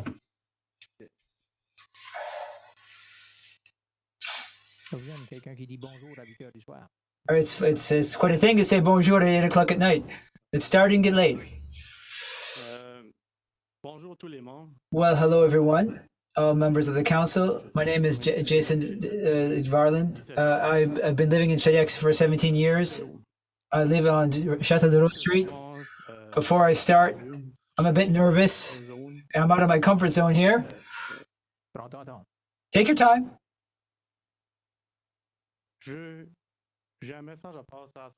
I have a message to pass on tonight. I want to speak directly to the councillors. I don't want you to take this personally or the developer. I'm going to start. At the start of the 2000s, a developer who bought the the land as R1, where it is domaine municipal where I live now. The developer asks the town of Shediac for R2 zoning. The citizens of the ward of Beaubridge, around Parc Acadie, that side, they came here, they presented their case, and from there, their request was refused. It remained R1. And if you look at the map, at the municipal map, there's no more R1. It's on Robert. There's no more. If you can show me somewhere where there's R1, show it to me. There's no more. So perchance in this case, and it was refused in that case. So half of the development was done. This was in 2000. The developer came again to request R2 again. That was in 2020, recently, to complete it to R2. We started sending letters, and then he made a new application, so we sent another letter. All of the letters were sent again, same thing. We fought. And the result, if I'm not mistaken, 7 votes against rezoning and 1 for. Okay?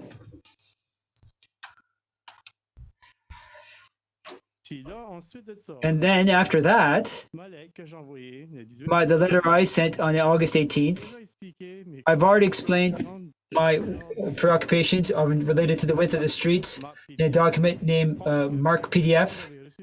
Map PDF rather. I think if you received my email, I made a map. Okay, I won't go through all of it. I do hope you've seen it. You've all seen it. I have some information. I think Phil is next to me, or is it Jeff? They explained the reason why the streets in Chateau were narrower, but I spoke to 2 people. It's not the same reason. There's other reasons. It would appear that the reason that they made the streets narrower, it gave less, it was to help drainage. This was one reason. The second element was cost. It reduced cost. This is what I was told.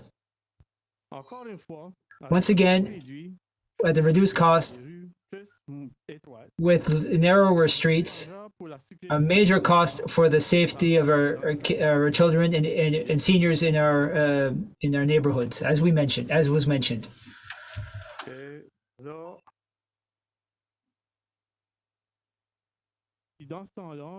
And then, back then, in 2020, when it was refused, it's a lucky thing. It's a good thing. We would not have been able to continue single unit dwellings. We couldn't continue because of the votes on the council in the last time. We were able to continue to build houses in Shediac. And there's still available lots. Okay? So it's the same thing today. Same thing today.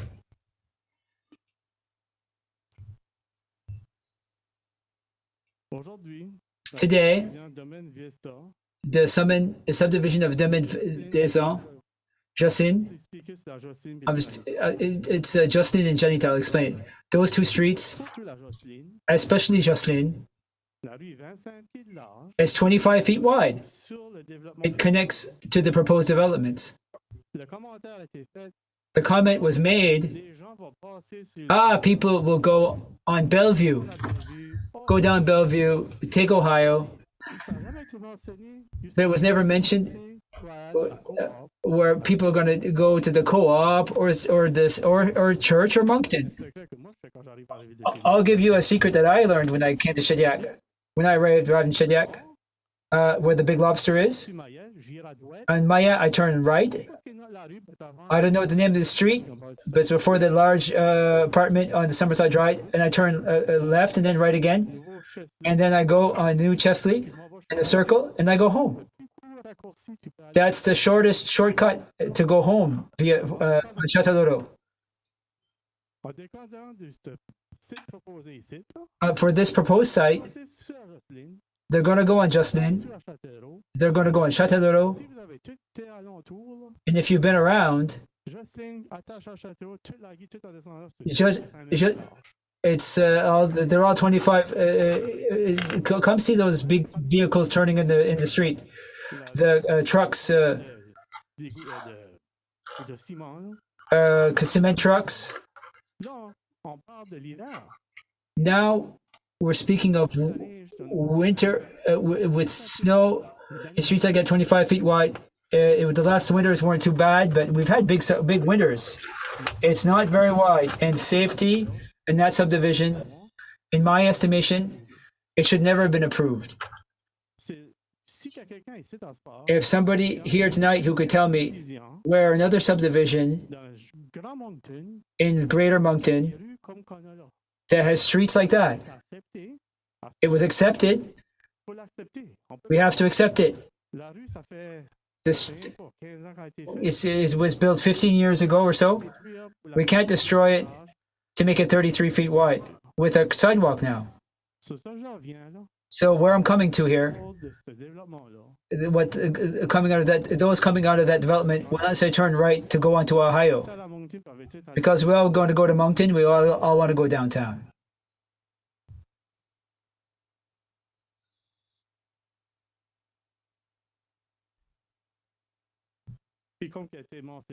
And as was mentioned earlier, it's not just that they're asking for R3. There's a variance that would need to occur, granted, to go up to 6 floors. I'm asking to the council for anywhere in the Greater Moncton area where they allowed anyone to build this type of project at the edge of 3 family subdivisions with no corridor leading to Maine. If so, I'd like to hear the address right now. If there's somebody here who can give me an address in the Greater Moncton area where there are 600 units, it's surrounded by 3 subdivisions. It's Borough Bridge. It's a bit wider, but it's not. It's no boulevard. Any other streets around 25 feet. I've never seen this anywhere else. Can somebody tell me here who can give me an address?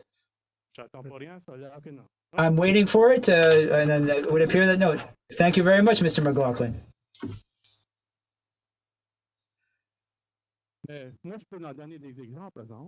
I can give examples, mind you. Knowing the development in downtown Moncton, the 3 sisters, as they say, there's one of them is 15 stories, second to the 15th floor, and they're building a 3rd one. You know that downtown Moncton, how many units that was going to be? That's 150, which is less that they want to put in behind our subdivision. Okay? I'll give you another example. In Moncton, you know where the former Coliseum is.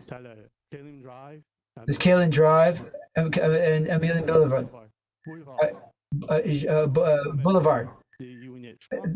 They're putting in 900 units, I think. 8 or 9 buildings.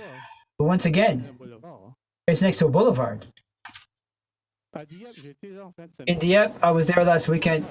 I went on Dieppe Boulevard. There's large apartment blocks happening. They're already built. And it's on Dieppe Boulevard. There's residential, but they have a road when we don't have a road.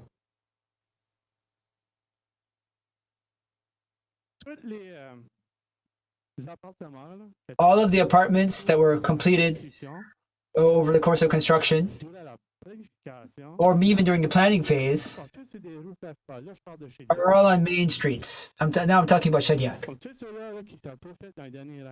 All the ones that were done in the past few years, all the ones that were built, that is currently being built, or even the ones that they're planning on building and not very long, or that are about to start. They're all not far from Main Street. Pretty close. Riverside Drive is not far from Main Street. Well, Greenwood, it's not far from Main Street. Santon is not far from Main Street either. There's not one. There's not an apartment building built in Shediac that is as far as what they want to build right now. All of those that were built are all close to Main Street. I can name them: Riverside Drive, Bro Bridge, Place Centrale, that's on Main, McQueen, Chateau, that's a bit further back, Saint-Anger, Bayview, they want to build one in South Cove. We're talking about Cornwall. This is all close to Main Street. My question, in terms of the traffic studies, that would come with safety, will they cover the following question? I'm preoccupied the fact that vehicles leaving the site, I already spoke about that. So let's skip that. I already spoke about that. Let's skip that. Yeah, I already spoke about that too. The traffic study. They need one. But I'm a bit worried by the one that we might see for this project. You know what my worry is? We've already seen some. And there's councillors living close. It's Casey La Rochelle. And there was buses and safety in that.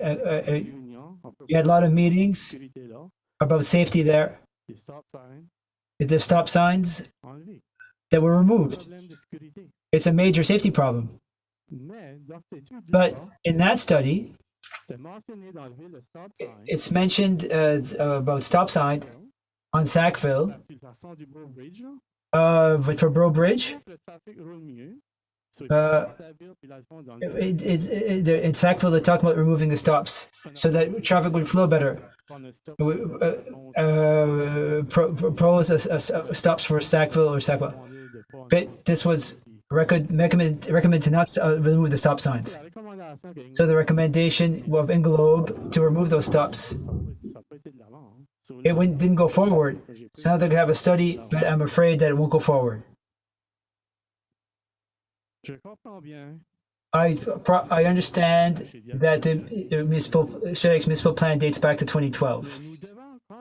But it does nonetheless ask us to make decisions based on the municipal plan that we currently have. The location of the zoning application in question is located in a zone that is already developed as residential based on the municipal plan R1 and R2. That is already R1 and R2 as per the municipal plan. If we have a new municipal plan, will there be really a big change? We're going to change all the residential to another part of town? I don't think we'll see a big change. There might be a street here and a street there. It's not going to be a major change. It's an ideal location. It is services, shopping, churches, etc. It says it's at least 3 kilometers away. There's nothing close. The people living there will need to take their car. They'll take Centreville Chateau on McQueen. You see those people taking up their little baskets to the co-op because it's close. But Santon would be close too. But not this. If you can sum up, it's been a while. It's coming. It's coming. If the town decides to go forward with R3, this will increase the value of the land. Once you are, it will increase the value of the land to our, as it was mentioned. It's more profitable for development. For the developer who will sell it to the buyer for the project at a higher level, at a higher value. Secondly, that will stop construction of this will make the land unusable for 5 years. If we do the rezoning now, there's no more development in R2 in that section. And right now, it's the only place where there's room for development. That's where construction could happen.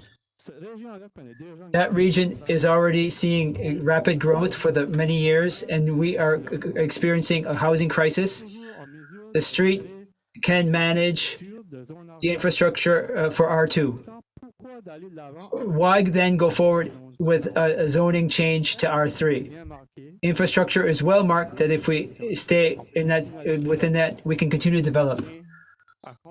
We can continue to build. And it will at least help immediately with the housing crisis. We need housing now, not in 6 years.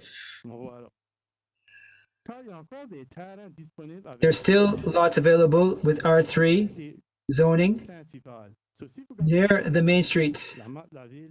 If you see the town map, there's still R3 zoning available next to Main Street, on Greenwood Street and Ohio Road, where this type of development could happen. Even on the corner of Campion Sunny, there's a large lot. That's R3 as well. Once again, how is it that the developer, for many years in Shediac, not buying any lots that are already zoned R3 for their projects? However, he's quick to buy land in R1 and R2 and to ask for rezoning from R1 to R2, as I explained at the start, or from R2 to R3 after it's purchased. Does the town acting like a real estate agent? It is in a position to vote on changes to zoning. I'm coming to my last point. Give me a chance. It's my first time I'm here, and I'm hoping it's the last time. Just give me an opportunity. Thank you for your patience. Inaudible. The purchase price of R3 for a higher price than R2, when there's more potential with R1, as I mentioned. We have seen the arrival of new developers. There are new developers in Shediac in the past few years who have invested. That the person who's been here for several years, for a long time, the past few years, they bought lands that are already zoned R3. What I'm trying to say, the other developers that came to Shediac and they bought R3 at the market price for R3 to pursue the project to build apartments. There's also lots of R3 zoned lots sold last year. Lots of lots have been sold last year in Shediac. And according to me, if the market is good, they will invest more. What will be the real estate market in 5 years? What will be the real estate market in 5 years? According to me, it's just as easy as predict the weather in the Maritimes. It's hard to predict weather in the Maritimes. Well, the market's the same thing. What's it going to look like in 5 years? I don't know. So the government opened up the tap for immigration, people coming in. They're talking about shutting the taps. The interest is going up. No one here can predict what the market is going to be in 5 years. Because in 2020, when he asked for his rezoning to build townhouses, that was the boom at the time.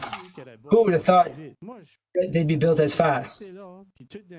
I was there and developed the rest of the subdivision with that in 3 or 4 years. So the boom, it's incredible in Shediac, South. You see it in the permits. Our permits are nearly side by side with Moncton. We're larger numbers than St. John. For a town like Shediac, it's a lot.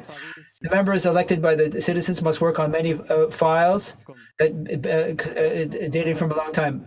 I've been following you guys for a long time. I know the comments made. I've been following you guys for a long time, and I know that you have files that you're working on. And this, an example, the last zoning application from R2 to R3 was submitted for the apartments at Bridge. It was a long process, many hours, many meetings. I watched them, which requests for variances, changes into the lots. It took a lot of time for the council members. Going forward with another rezoning application like this one, it's going to take a lot of time. It's going to take a lot of time on the part of the members. I think that we have to concentrate on more important projects before rezoning applications. I don't think it's time to go through this again, as we just, this one will take even longer than Bridge. That is my opinion. We ask you to solve the problem of inaudible. Route 15. We've been talking about creating new streets connected to Ohio, but we didn't. The Parley Beach exit, that was done in the 70s.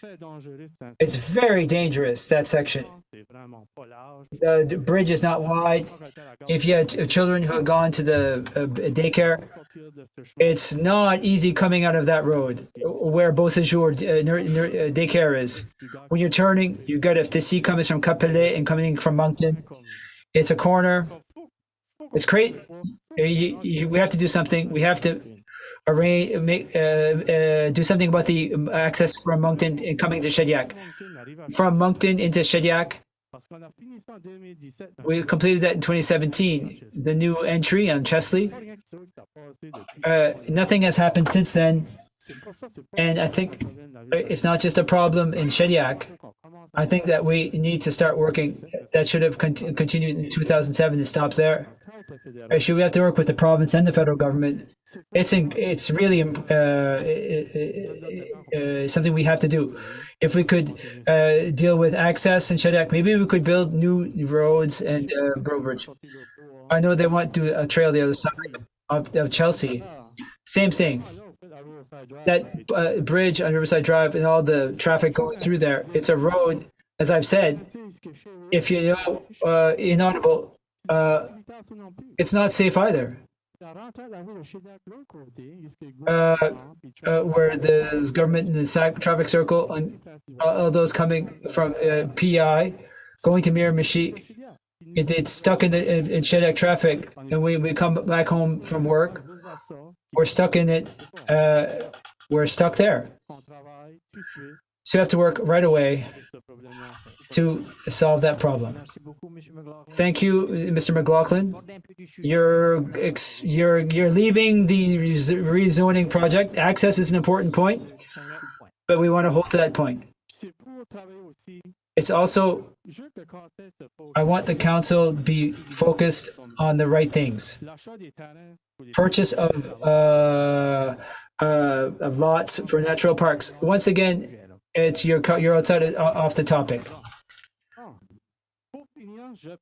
In conclusion, I would propose this to the councillors, members of the council. Step one, I ask that you vote against this proposal for rezoning, and it's also very important to not take the option to table this topic to consult regarding the rezoning. Step two, once the members of the council have taken the right decision tonight to vote against the rezoning application, I would ask the council members to adopt a motion tonight, August 28th, 2023, saying this. I'll read it. Be it resolved that the Municipal Council of Shediac, that all new applications received regarding a rezoning application from lower from R2 lower to highest density residential to R3, bearing ID 00747270690169 and 7070555 4353 in the town of Shediac be refused, and finally to accommodate future development and to pursue residential zone lower density R2. Thank you. And I'm done. I know it took some time, but I have a message to pass on. I was very nervous. I had a message to pass on. And I have something to distribute here. Yes, you can leave it with staff. We can't distribute to the members of the council. Sorry for that. You can't distribute the last minute thing, and it's a public hearing. We're here to listen. So you can leave it with the staff, and we can consult it later. I'm done. Thank you very much.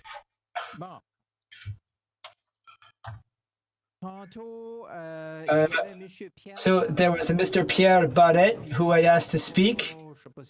I'm not sure if he's still in the room. I don't see any sign of him, so okay.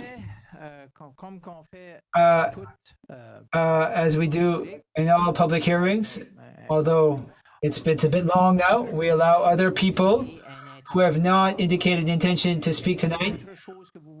Is there anything else to add? Have they entirely summarized what you want to say on the topic? If there's other items related to, you can express them. You're invited to express them. Perfect, great. Thank you. So we've gone all around the question. How are you, sir? I'm well. Like you said, like most of the people that spoken, I'm new to the town. The problem I have with this is the lack of studies. This is a major project. It's cost millions and millions of dollars. There's been no traffic study done, no shadow study done for the building. Nothing's been done. Now we're going to turn it over to an R3. He's going to invest millions of dollars, and we're going to be stuck with the bill. And we don't know whether it's going to work or not. Traffic is horrendous here, and this is only going to make it worse unless there's a traffic study done and we can channel 800 to 1,000 cars more a day, twice a day, going in back and forth to work. We need the studies. It's not going to kill him if we postpone this for 6 months. There's no reason this has to be this fast. We need the studies. Okay, thank you.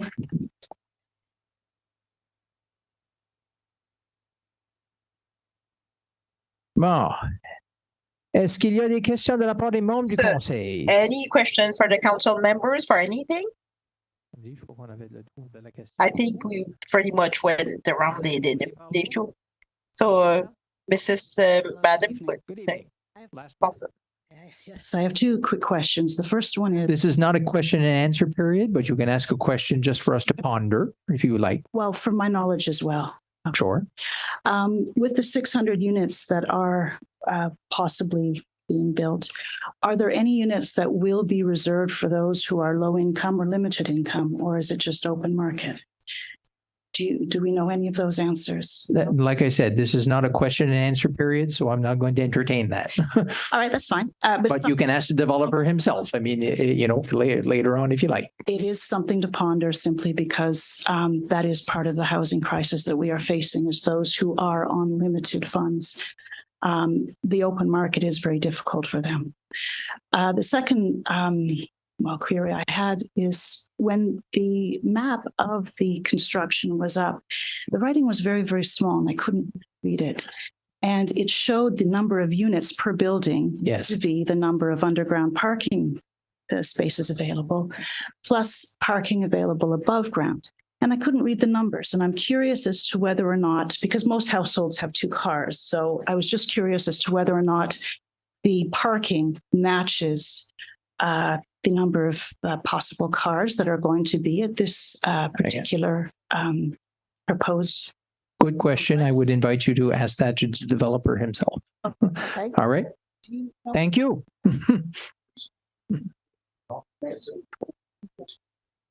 Ma'am, your name? Just because we register this. Okay. If you could speak in the mic. My name is Renee Whalen. Renee Whalen. Thank you. No. Parfait. Question, Councillor McEnroy. Mayor, I just wanted to, more than anything, clarify that what's being proposed tonight may not resemble at all what might be proposed 8 years from now. The 6 stories might become 8. The 600 units might become 1,000. The parking, like those kind of site-specific questions, really, what we're doing here tonight is considering the rezoning to R3. So anything that can go in R3 can go. All the fine questions about what's going to go and what's being proposed, that far down the road can be changed depending on sewer capacity, depending on what the R3 zone allows. Once you go through a municipal development plan process, the R3 zone might, I mentioned, adjust things like building height, number of units. So the key thing here is the zone. What it allows today, it would require even some variations of what the developer is proposing, but that kind of muddies the waters, and there's red herrings thrown around like traffic studies and stuff. All those things have to happen down the road anyway, but we have to really, I think, focus on the potential generally of R3 zone and what can you do with it. Okay. Not specifically what the picture shows us tonight. This picture can change. Thank you, Councillor McEnroy. Just Mr. Boudreau? Just to clarify that, we did draft a draft of the bylaw, and one of the conditions is always that the development be in general conformity with the project. So unless it's through a plan amendment that there's modifications to the zone, there is a specific project being accepted or refused through this process. It's not just a blanket R3 with no specific proposal attached. Just make that clear. Thank you. Merci. Donc, pas d'autres questions par les membres du conseil. J'ai pas vu d'autres No boutons. other question to council members. I did not see any other lights. So this conclude this item for the public audience. Public hearings was the last item. So we need a motion to conclude like the public hearings moved by Councillor Jean-Marie Galland, seconded by Jean-Claude Bertin. All those in favor saying aye, against nay, carried. So the public hearing is now closed. All right. Donc, on va prendre une petite pause. So we will take a quick 5-minute break. Take question from our guy. You can go to the washroom if you need so.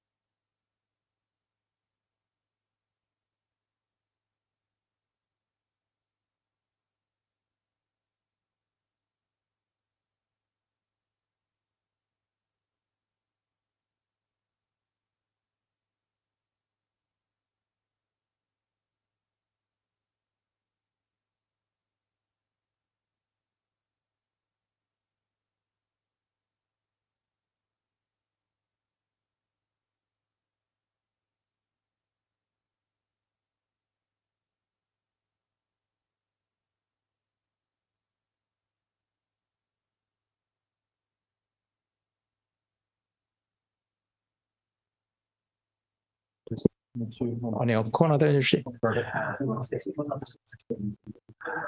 Bonsoir. Ah, Good merci. evening, everyone. Merci à tout le monde qui ont participé à Thanks everyone who attended the public hearing. Thank you for your participation. As I asked, so it helps also for and it help the council members to understand well, etc.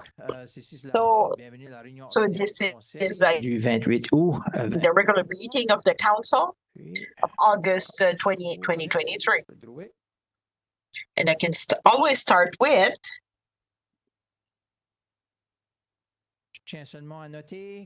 I would like to know that we're gathered on the traditional territory and unceded territory of the Mi'kmaq people. And Mr. Clerk, you can see we do have quorum. All the council members are here. One is here virtually, Councillor Rowe. Any number 3, council members would like to declare conflict of interest for some items on this evening's agenda. See none, thank you. Approval of the agenda. So you have the agenda in front of you. So I would need a motion to adopt the agenda. As written, moved by Councillor Janice Cormier, seconded by Councillor Joël Després. Questions on the motion? All those in favor signify by saying aye. Against nay. Motion carried. In terms of number 5, adoption of the minutes. So we have 3 sets of minutes. So I will need we will need 3 motions. So the first one for the regular meeting of June 26, 2023, I would need a motion to adopt it. 2023. Oh, it said 2003. It's 2023. Was almost back to the moved by Deputy Mayor Sylvie Colette-Boudreau, seconded by Jean-Claude Bertin, Councillor. Questions on the motion? Councillor Roland Cormier. Thank you, Mr. Mayor. Just a comment. I would like to thank the clerk. The minutes are incredibly clear and precise. I hope it will continue like this. It really describes. You can visualize what happened on that day just by reading those minutes. Thank you. Compliment for our clerk. Maybe a round of applause later. All those in favor signify by saying aye. Against nay. Motion carried. Thank you. 5.2, minutes of the special meeting, July 12, 2023. I didn't want to make the same mistake. I would need a motion to adopt the minutes moved by Councillor Joël Després, seconded by Roland Cormier. Questions on the motion? Sorry. Oh, okay. No, that's true. I have to keep track that la traduction fait de sorte que so translation, it's not always instantly to the ears of to the councillors. All those in favor signify saying aye. Against nay. Motion carried. Thank you. 5.3 minutes from the special meeting on August 22nd, 2023. Moved by Councillor Germaine Galland, seconded by Deputy Mayor Sylvie Colette-Boudreau. Questions on this motion? All those in favor signify saying aye. Against nay. Motion carried. Number 6, public presentation. We have none during the regular meeting because of the presentation we had during the public hearing. Number 7, correspondence. Mr. CEO, thank you, Mr. Mayor. So 2 pieces of correspondence. The first one is the request from Bowser's Construction Limited. You would remember that came to the council with a request concerning this company that was granted a contract on Pleasant Street and other adjacent street to Pleasant Street. for the construction, and they were asked to make an exception to the bylaw on noise, so they could allow to start the machine at 6:30 or instead of 7 o'clock. So they can complete the project on time.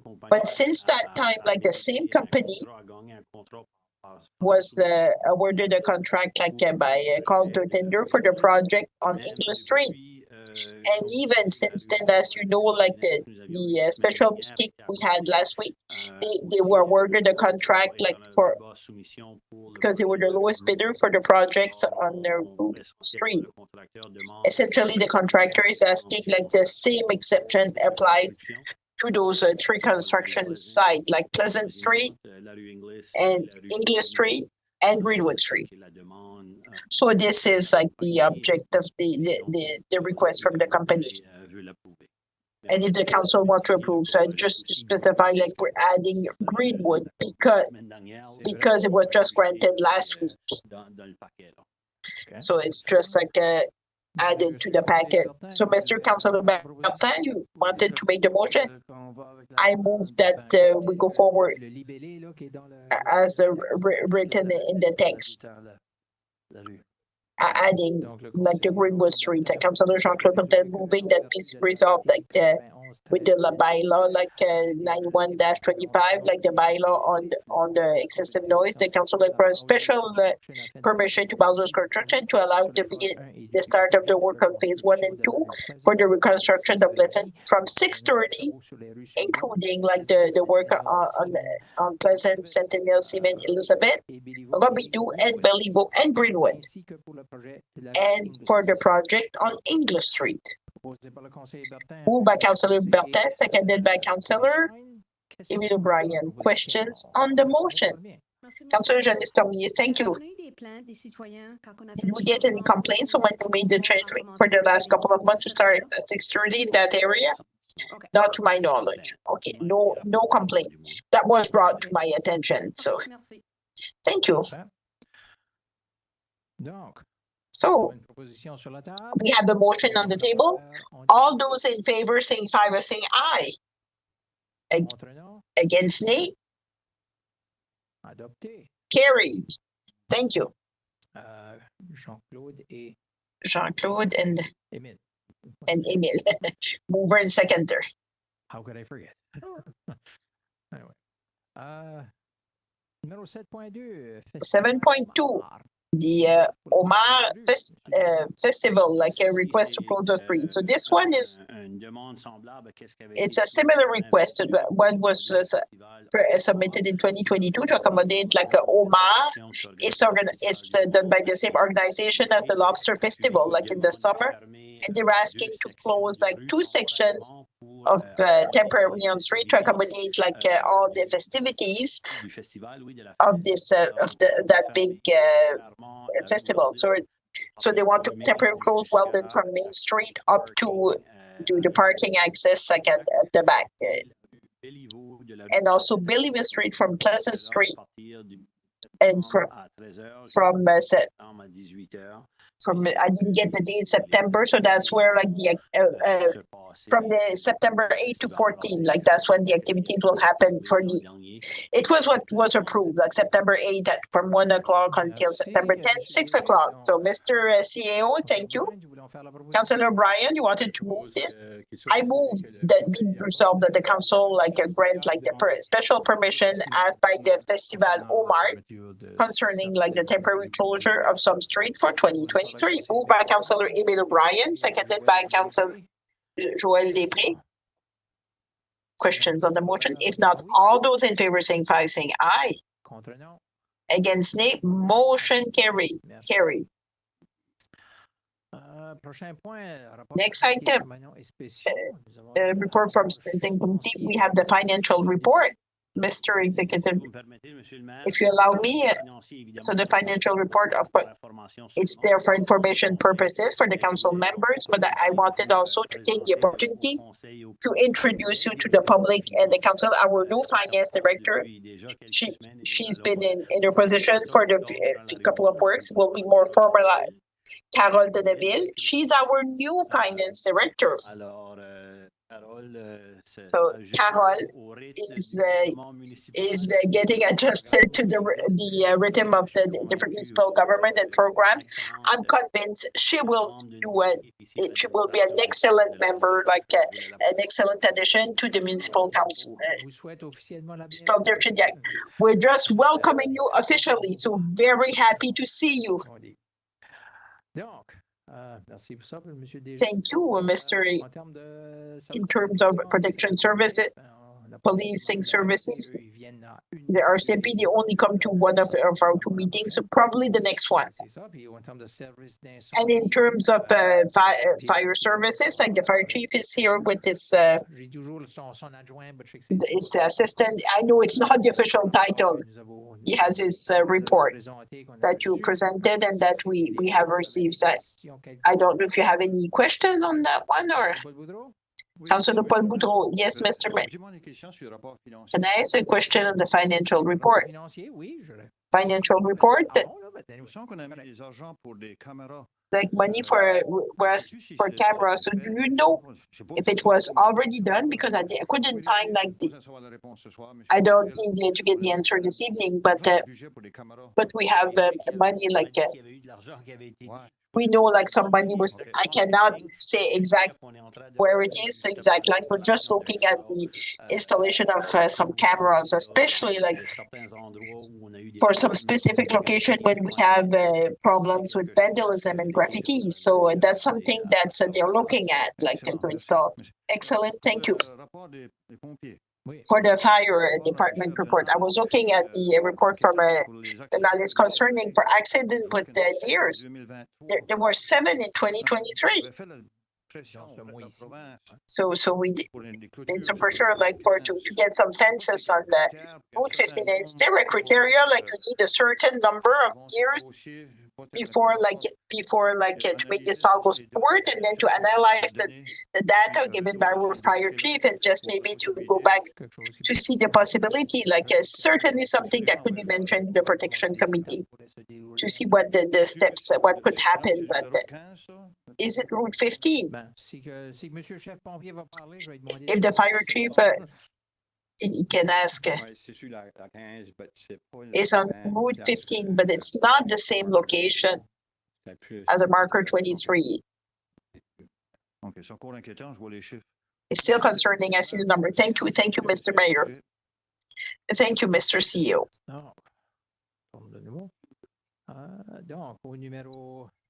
Number 8.3, we have no building permits reports for this evening. Like the CEO, you had no document prepared. I think it's for the next meeting. No recommendation from the Regional Service Commission of Southeast. So they did great work this evening. In terms of unfinished business, we did not have no items on the agenda. Nor to improve the business. 13 inquiries by members of council. It's an opportunity for council members to ask a question. I will allow a few like to ask a question. Councillor Alain-Cormier first. Thank you, Mr. Mayor. So on Sébastien Street, once again, like there was some rain, like in July. And there was another flood. We saw on Facebook there were some canoes like just going down Sébastien Street. So what is the problem? If you don't know, Bob, that's okay. Like I don't know either. Like, do you have an answer to that or? I apologize. I wasn't prepared for this, but just to tell you, like we're aware of this situation and we're in discussion with the consultant. We did our work for us to try to establish like was it intentional, like was it unintentional? If not, what can we do? And I just apologize. I didn't want to put you on the spot, but that's okay. Thank you. Councillor Paul Boudreau, just 2 items. the last meeting, we took the decision like to put on hold like the roof for the ball hockey like project. We put on hold like to redo the surface. It was the motion on the table, but that's the only vote like that happened. But was there any work that was done like to continue that file, or is it for ball hockey? Estimé qu'il avait trouvé pour le Director like gave us a quote like that defined for the roofing.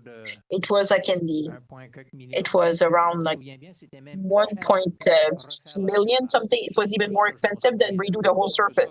I remember. I understand all of this. We vote not to go forward. Exactly. The extent is there's something that will. So the team is looking. Maybe Julie, like the director of community life, I can add some. I know there's a different initiatives, but we look at to organize some activities, but also to purchase the required equipment to remove water from the surface and all the repair work that has to be done, like on this side. Due to the fact we're not proceeding with the new surface, it kind of give us extra money like we can use on other initiatives. I don't know, Jean, if you want to add anything. Vraiment bien. Merci. Thank you very much, Victoria. That's very good. The other item, I saw that there was work being done. Ça, c'est une autre sorte d'appel. This is another type of call. Ah ouais. Bonne soirée. Have a good evening. There's some work that was done on the bike track on top of Bellevue. I think it was yesterday or today. What work is going on? Who's doing it and why? I saw there was the announcement on Facebook was good, but why did they do this? This is the work that's happening right now to connect. You had voted some money to grant some money to allow the connection of the sewer line to the lift station on Bellevue Street. So those projects started, I think, if I'm not mistaken, Bob. That's to allow future development of the both subdivisions that are there. Oh, thank you. Thank you very much, Councillor Jean-Claude Bertin. Thank you, Your Worship. Just 4 little points that I was asked to speak to tonight.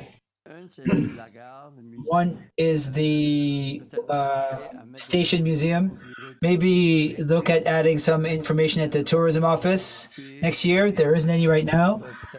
And they're asking to look at to perhaps hiring some young people who could work there in the summer. It's a great part of the town of Shediac, of the history of the town of Shediac. Another thing I'd like to mention is for next time, see where we're at with the Pascal Poirier House. Webster Park. Look when the fence will be placed and the sign, perhaps, now that the building is complete. They can maybe move it onto his lot. There was an agreement with the developer, who's just right next door, until when they could put up the sign. That's already foreseen. And for the fence, I think they are replacing it, if my memory serves. Thank you, perfect. It should happen where appropriate. And Parc Rosalie parking. It seems to always be full. The employees, when they come in the afternoon, they don't find anywhere to park. Maybe it's something that could be studied over this winter. See if we can't expand the size a bit. And the second coating of pave will be done in the fall. Quickly on those 4 points, the former train station. Well, I'll confess I'm not aware. I may have to speak to staff. 3 other points, Pascal Poirier House. Very recently, we have we're putting tarps on the roof to prevent water from running in. There was problems there. As we wait to arrive to a more long-term plan. We're trying to limit damage to the house. That work has been done in the last few weeks. The developer next to Webster Park, the applications were made with the developer to remind them by this fall, the fence needs to be replaced and the sign needs to be moved. This was already done. And parking for Rotary Park. Our giant lobster is very popular, no doubt. And with the Amaris Center, it's also very popular. And it's been attracting lots of visitors. So the parking solution there is a longer term topic. We're lacking plots for this where we could add parking. To do so, we need to remove green space. We're aware of this, and we're receiving correspondence to this effect as well. As for the former train station, I don't know if anybody can add anything to that. Danny? Councillor Bertin, just to clarify, or Paul, I'm hidden a bit. I didn't quite understand your question. What kind of tourism information are you looking for the station? Well, pamphlets. I went myself. I asked the young person who was building there. We didn't receive any pamphlets, so we don't talk about it. We don't talk about the station, or they're mostly for the station. I'll ask what kind of tools they have. There's a committee for the train station, Michael Rogers, and then the whole team that provides recommendations. I will see what kind of tools we have. If we're missing something, we'll come back to you on that. But if you're speaking of pamphlets in terms of the train station itself, not just general information from the town, it's to attract people to go visit the train station. It's part of Shediac's history. None have been developed on the train station per se. It's just part of all of our facilities. Look at that, and I'll come back to it later. You also mentioned summer students. Yes. There's a committee member that brought that forward to me. See if the town could look into hiring students in summer, or if they'd be open to that. I can check with them maybe, or the person, one of the members of the council who works there. We'll do some follow-up with the committee as well, and we'll keep you apprised. We'll bring you an update related to the train station. Thank you. Councillor Patricia Book-Chevalier, thank you, Your Worship. I was asked this weekend to bring forward the topic of the sale of plot of land behind residents residing in Christian. It's probably all brand new for our CAO. File that the documents were signed with the lawyer related to the sale of land. Residents want to know if it's going forward or not. Mr. Ben, they said there was one citizen hadn't signed a document. I want to know by next meeting if we can contact that sir. Maybe there'd be a motion to go forward. I had under some sort of easement. I'd understood that all citizens had signed, but I'd have to check. I can check with the lawyers. I understood we received their signed documents recently, so I thought, but it's been a few weeks. Maybe the lawyers haven't done the follow-up. But we can check. According to me, it's been completed. I'm pleased to hear this. The citizens, no doubt, as well. Thank you. Councillor Emile O'Brien. Thank you, Your Worship.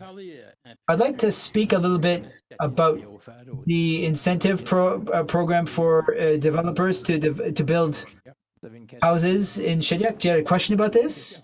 I have a question, yes. Give me a chance here. Since 2020, we paid 1.2 million in incentives, including 68,000 paid this year. The way that the town is growing, is that program still necessary today? And I'm wondering if it's still necessary to give that money to developers today, given the progress, the way the things are being built in this town. I'd like the administration to reevaluate this program and come back to the council with recommendations, just to reassess it, given the current moment.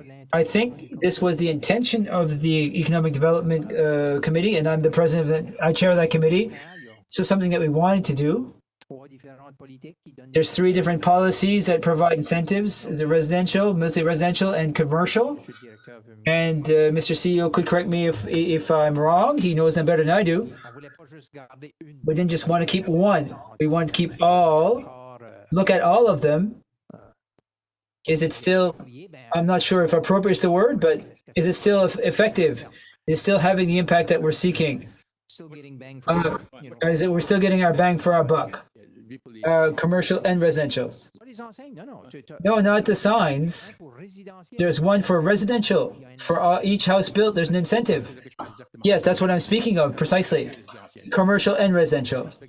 So when might we expect a reassessment of that? That will come from here at the end of the fiscal year. We hope to be able to do it over the fall. That's great. It takes some discussion and some time with the developers. The main question is it really necessary, still necessary to pay that money? It's there.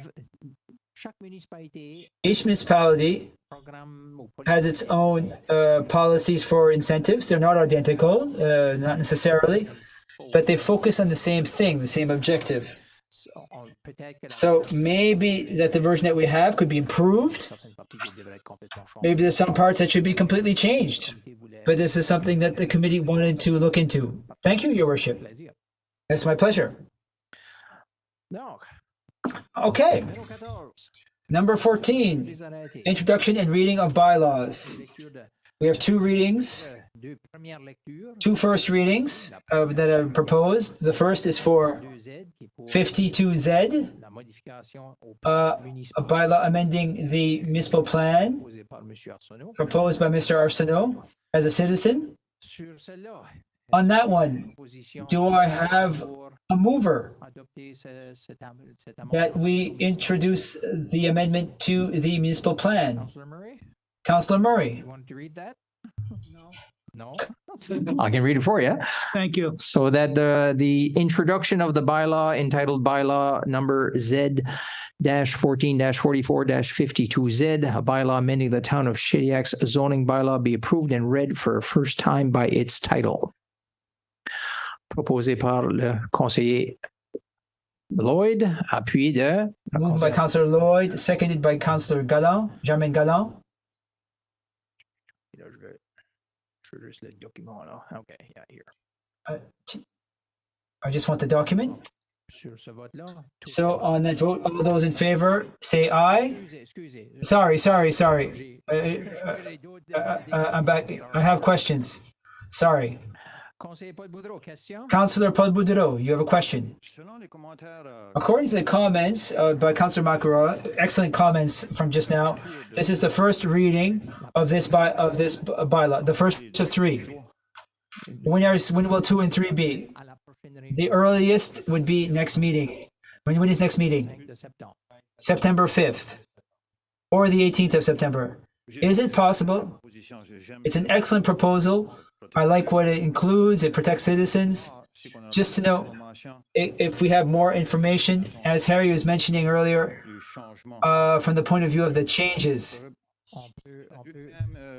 Can we put in third lecture mid-September? There's nothing that obliges us to adopt it at second reading at the next meeting. It's not obligatory. It's possible to do it. You could adopt it in November if the council so desires. Thank you, Your Worship. So I don't have a problem. Councillor McEnroy. I normally don't take a position in opposition to planning recommendations and PRAC recommendations, but I think architect Mr. Arsenault made some excellent points, and it is an item that's absent from our current municipal development plan, and in all likelihood, something similar to it is going to end up going into our municipal development plan. So for those reasons, I'm inclined to support this first reading, knowing that typically when you approve a first reading, it goes all the way. It goes the distance. I just want to make. Very typically, yes. Thank you. Thank you. Conseiller Emile O'Brien. Councillor Emile O'Brien. Yeah, it's the same thing for me. I'm on the same page with Councillor Paul and Councillor McElroy. I think it's a great idea. I think Mr. Arsenault, I think that we should support his recommendation. Go to 15 meters between R1 and R3. It can only be a good thing. It makes green space between buildings. I will be supporting Arsenault's recommendation. Perfect. So, if you want to support him, I would ask you to vote in favor. All in favor shall say aye. Contrary minded, nay. Motion carried unanimously. All right, Mr. Clerk, you're going to read the full title? I was going to ask the CAO, but here he is. Exactly. Arrêté numéro Z14. Bylaw Z14-44-52Z, bylaw modifying zoning bylaw Z1444 of the town of Shediac. Councillor Murray, read the rest of that. Or I can read it for you, that we accept the first reading of bylaw number Z-14-44-52Z by its title. Good with that? Councillor Murray says yes. Conseillère Germaine Gallon appuie. Sur ce. Seconded by all those in favor say aye. Contrary minded nay. Motion carried unanimously. A first reading done. For the next first reading, when I find my document. So this is for the rezoning application from R2 to R3. This is the first reading only. I would need a mover. Councillor Paul Boudreau, Mr. Mayor. I was asked by the promoter if you can address the council before, only if it's a question from the members of the council. No, we had a chance to hear this during the public hearing. Thank you. So I need a motion on the table to have a debate. Question, Councillor Cormier. If there's unanimous agreement, would it be allowed? If one member of the council has a question, wants to ask a question to staff, if the developer is in the room, we would allow it. That's not the question. You're saying that the developer can't speak to us unless there's a question. If there's a consensus, a unanimous consensus on the part of the council, would it be allowed? That's my question. I understand what you mean. If the will of the council were such. If the will of the council to see him again, it's fine. If the will of the council is not to see him, well, that's the will of the council. I think we need to have it unanimous. I think it's a significant project. If the developer and everyone will vote as they will vote, as they wish to, it's important that if the developer wants to speak to us, that we would have the politeness to give him the opportunity to speak to us. The developer won't be directing me one way or other. I think I know how I'm voting. But it's still a local developer who's doing other developments. I think we should have the courtesy. But I think it has to be unanimous on the part of the council. If there's one who is against it, he could not speak to us. Thank you for your comment, Councillor Cormier. Once again, I will say that when it's a rezoning question, it's a bit different than from a regular motion. That's why there's a public hearing.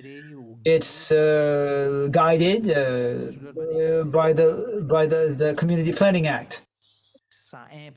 it imposes certain restrictions on a council. So the part where we can receive information, as I explained at the start, it's the public hearing. The applicant had the chance to present his project, present what he wanted to say, I understand, and then we had a chance to hear what the many citizens had to say. We were able to gather that information. That part is closed. It is finished, basically. So, as for a regular point, it's nonetheless a motion. If a member of the council had a question, be it the CAO, you can ask a question. If you had a question for the developer, yes, you could most certainly ask that question. That's I'll just venture that far. In my experience, it's not exactly one kick at the can. One has had the chance to say what they've had to say. You can't redo a public hearing as part of a regular meeting. Councillor McEnroy. Excuse me, Mayor, just wanted to caution that it's not a matter of being polite, it's a matter of proper procedure.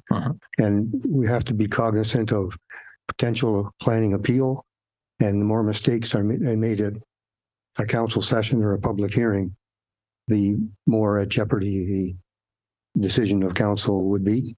Yes. So it seems to me we should, everyone's had an opportunity to speak. The developer had his opportunities to speak, so did the public. And I think procedurally, I stand to be corrected, but I think our planners have left.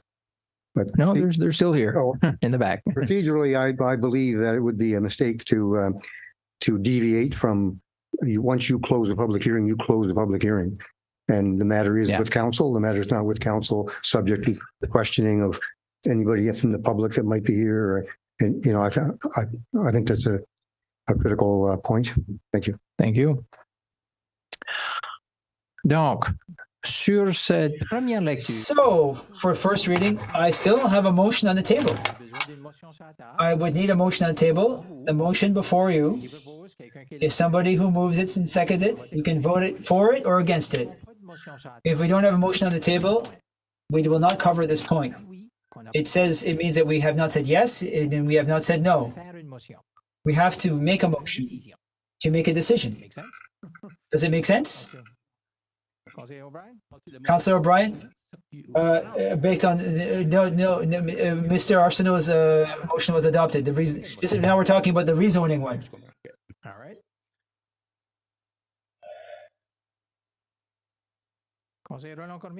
Councillor Roland Cormier. Mr. Mayor, just to have discussion, we need a motion. I'm ready to move it. So, Mr. Cormier, Councillor Cormier moves that the introduction of a bylaw entitled Bylaw NZ-14-44-50Z, a bylaw amending the town of Shediac's zoning bylaw, be approved and read a first time by its title. Do we have a seconder? Seconder by Deputy Mayor Sylvie Colette Boudreau. So, for the vote. And here, well, for the vote. I was looking. There was a button pressed. Councillor Raymond Cormier, question. Yeah, thank you, Your Worship. Just to clarify things,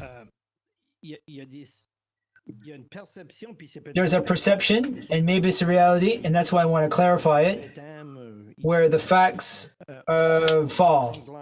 We're speaking of the trunk line. I know that there was a presentation at some point in June that there's already a project that was approved federally and provincially of 51 million, another one coming of 50 million, but there's no money that's been approved yet. $40 million. This is this infamous trunk line.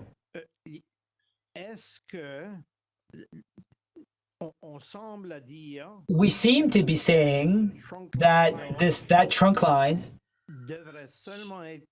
should only be built if we're going forward with the development. Do we need that trunk line? Even if we don't have a 600-unit development. I will start, perhaps, and if someone wants to add, just to stipulate, Councillor Cormier, the two projects, there was a project that was the treatment station. That was a $50 million project. I think that's a source of financing. We're confirmed, and that project will be going forward soon. I think we'd have to check with the sewer commission, but I believe so. The project that we're calling Trunkline, that's the report that was presented at the council in June by Englobe on the 47 million, approximately 47 million. I believe that it was approximately 12 million of it that was specifically set out for the trunk line. And the rest of it was for phase 2 of the project. And I think Phil included that in his presentation. It was to redistribute the sewerage from the west of the town towards the highway to eventually join the new trunk line. It's to deviate it from the main street, from the main line that is running through town, to allow for other parts of the province, I mean the town, different town zones to develop further in the future. So yes, we will need that trunk line no matter what for future development of this town. But certainly the rezoning, the construction project could not happen without the trunk line, but the trunk line will eventually need to be done irrespective for future development in the town, all of the eastern part of the municipality. Bob, is that sufficient? I have nothing to add. That is spot on. Your CAO is top notch on this point. So to summarize, so no difference if we say yes or no. The infrastructure, we need it anyway. Well, certainly if we want the municipality to continue to grow, well, you know, especially in the eastern part of the town, when Phil was showing the map of the municipality, there was lots of regions. That had R2 and R3 in that region.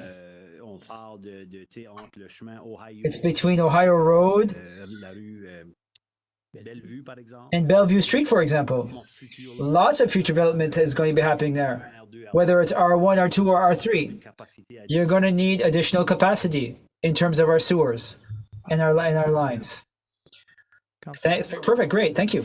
Question. I think. Your Worship, I am opposed to the motion to proceed with approving this first reading, and I want the record to show that I've asked for a recorded vote on the matter. Sure. When it comes to a vote, and I'm not going to talk a lot about why I'm opposed. There are so many things. It's such a kind of like a phantom project in that it's so far down the road. And there are so many critical things. We talk about the trunk line. Do we need it? Yes, we need it. But we may not get federal funding to build that within the next 10 years. And that's what it's going to take, federal funding to build it, provincial cost sharing and sewerage commission and the town involved.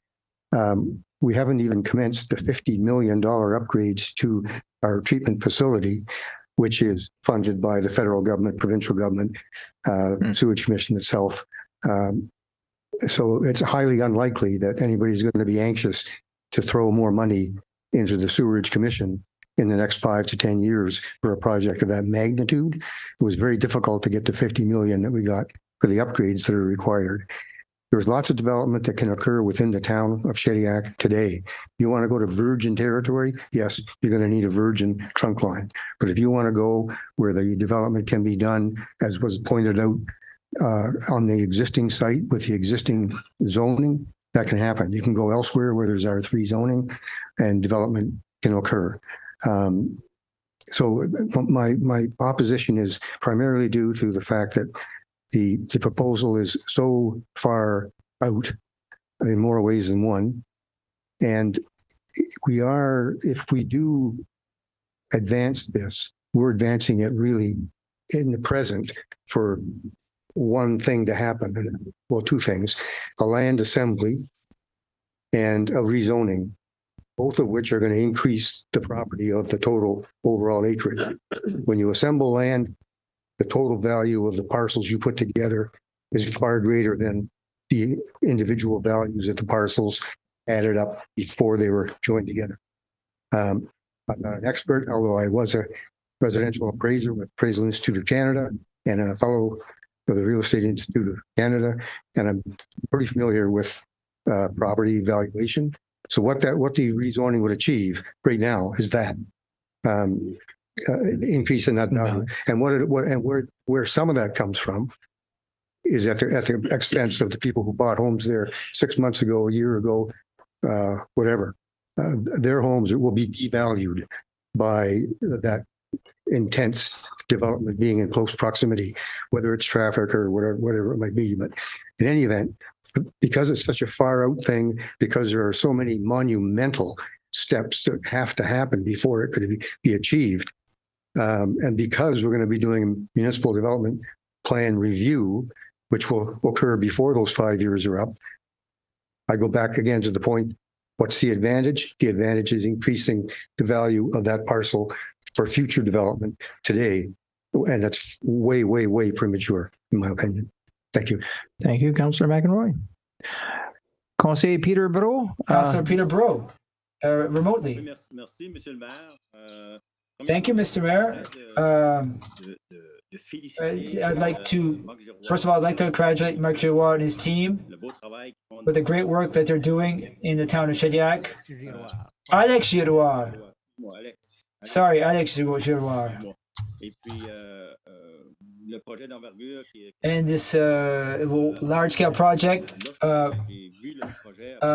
when I saw the project, I thought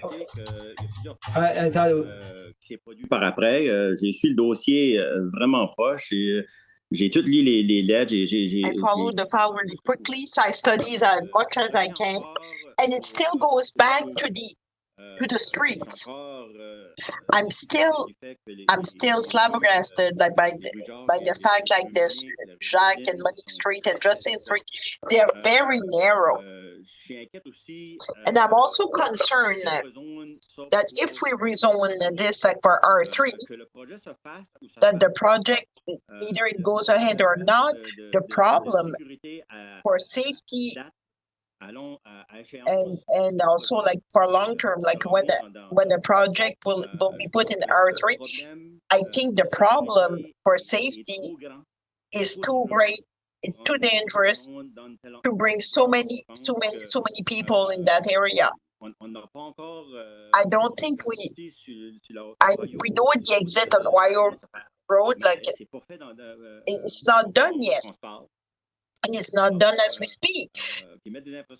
And to put infrastructure, we know, like we saw some infrastructure, Seaside didn't do anything good.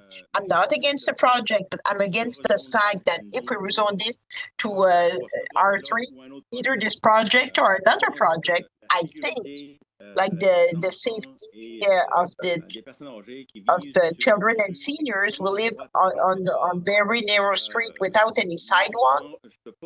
I cannot support really like to go forward only because of the safety. So the problem with safety, so I will support like the Prague's recommendation, and I will be voting against this motion. Thank you, Councillor Bro. Councillor Murray-Lloyd. Councillor Murray-Lloyd. I am in a different position on this. I'm in favor of this project. I think this is a major opportunity for the town of Shediac to develop monies in the next 5 to 10 years that we're drastically going to need. I do understand some of the problems that exist. There's one thing that was mentioned tonight here, that possibly in 5 years, this project would be 1,000 units. Well, it could also be 300. We don't know what's happening with interest rates. Developers are under a tremendous pressure to develop and bring forward a project that will satisfy our needs. We've had people tell us that they've just moved to the area. That's fantastic. But let me tell you something. There is a tremendous amount of consideration by people that we as a city will not have housing to supply all these people coming. And ladies and gentlemen, councillors, we're going to have to face this. Now, here you have a developer who's wants to stick his neck out. Nothing will happen in a minimum, and I say that, a minimum of 5 to 10 years. I don't care if he's going to make money on the land. Good for him. I see a position where I look at the town of Shediac and what will happen to them in 5 to 10 years. What will your taxes be if we don't have monies to pay for our new swimming pool, maybe our library, maybe our new fire hall? We have to think about the future. Now, this project has and will have a lot of conditions, and those conditions have to be met. And I really appreciate the problem that was created by previous councils and or administrations with the narrow streets. That has to be looked at, definitely. But I don't think we can take that away and hurt the developer for this project. On a slight note, in 5 to 10 years, I might be in the nursing home in Shediac. So it might not matter. But I make my point, and I thank you for the opportunity. Thank you, Councillor Lloyd. Conseil Paul Boudreau.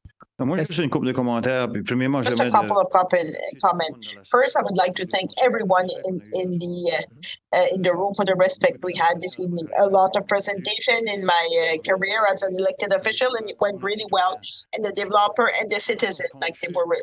I will go with the recommendations we got from our experts, like our planners. That's what paid them for. They analyze the project. There's a lot of concern and a lot of unknown. So the PRAC committee too, like this committee is appointed. These are good people around the table, and there's a lot of concern on this project. And people will question. We're 12 around the table, and if you look also at we denied a $2 million project. It's not only this one. We're here to represent like the citizens all over the town. It's not the people around the table. They could be. We are here. We're there to represent them. And as Harry mentioned earlier, like this one, it's a great project, but maybe it's not the right location. This is my perspective, my opinion. And working with economic development, we can make our town go forward. For other projects, maybe not the same magnitude, or I would like this to continue, but not with the request we had this evening. So this is my position, and once again, I would like to thank you and I respect the decision that will be taken.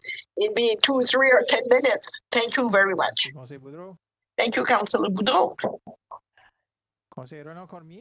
Councillor Roland Cormier, second time and last time.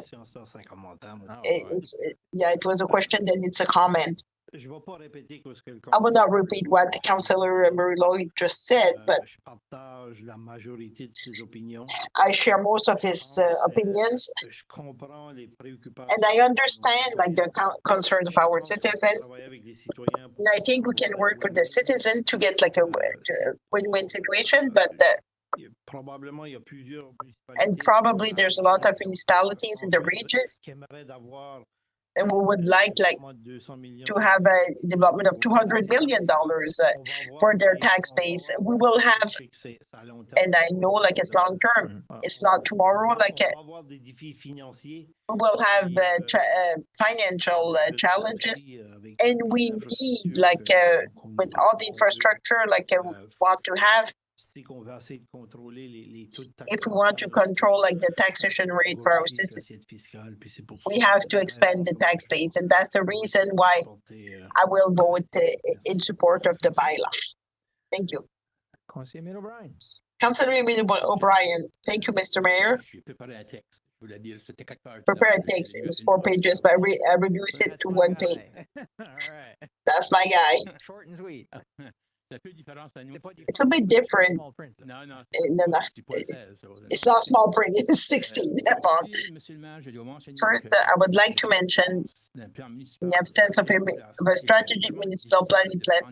It's really difficult to take like a decision which are in agreement with the goals and the needs of our community. If today, like the town of Shediac had a municipal plan, strategic plan, we wouldn't have the discussion to integrate like an R3 with an R2.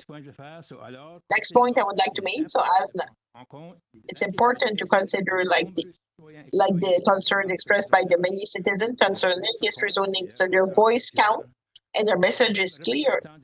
As representative of our community, it's my duty. In conclusion, my motion will be to defeat the motion to modify like the bylaw Z-144453 and leave it like to R2, like average density. Thank you, medium density. So we have a motion on the table to accept the first reading.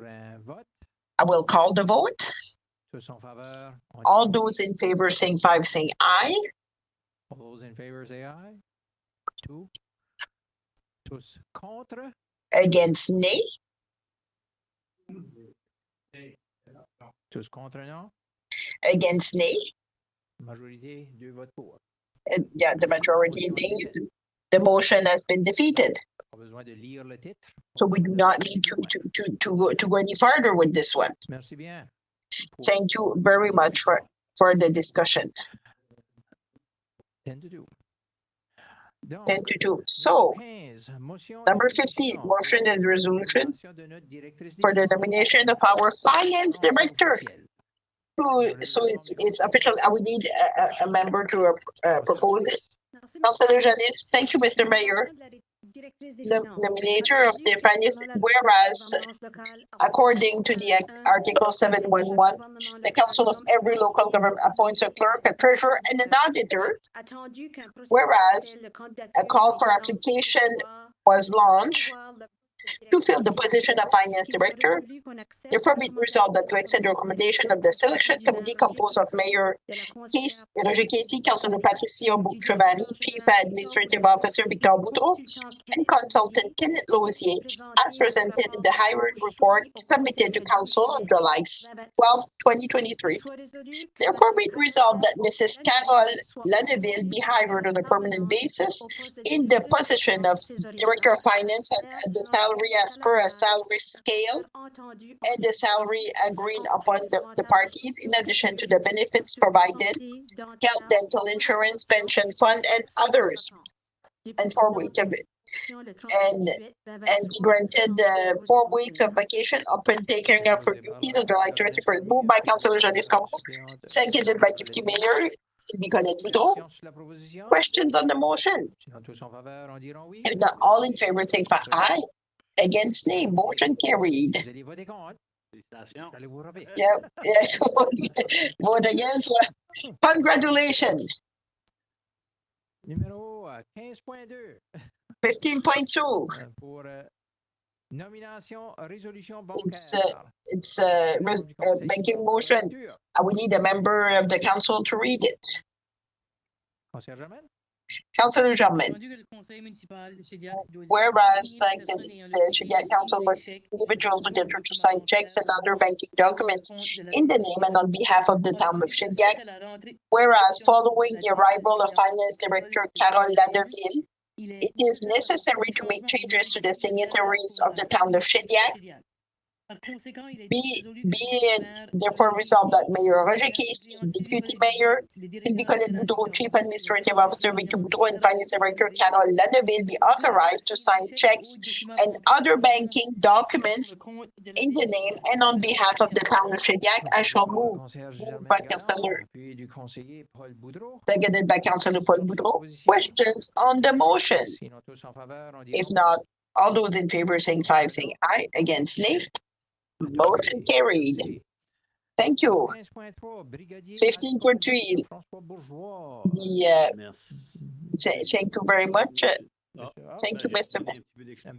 Just to give you some explanation, because this file came to the table of the council before, and we were asked the crossing guard to make some comparison with the other school crossing guards of the region. So you see, like in your attachment, so we compare like our situation with the one of the municipality of Capac, Acadie, Riverview, and Tentramar.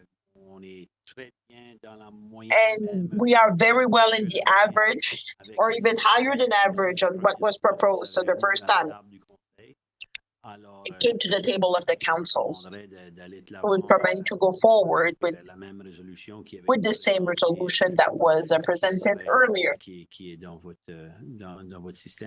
It's in your system, like to go forward with the $1,000 or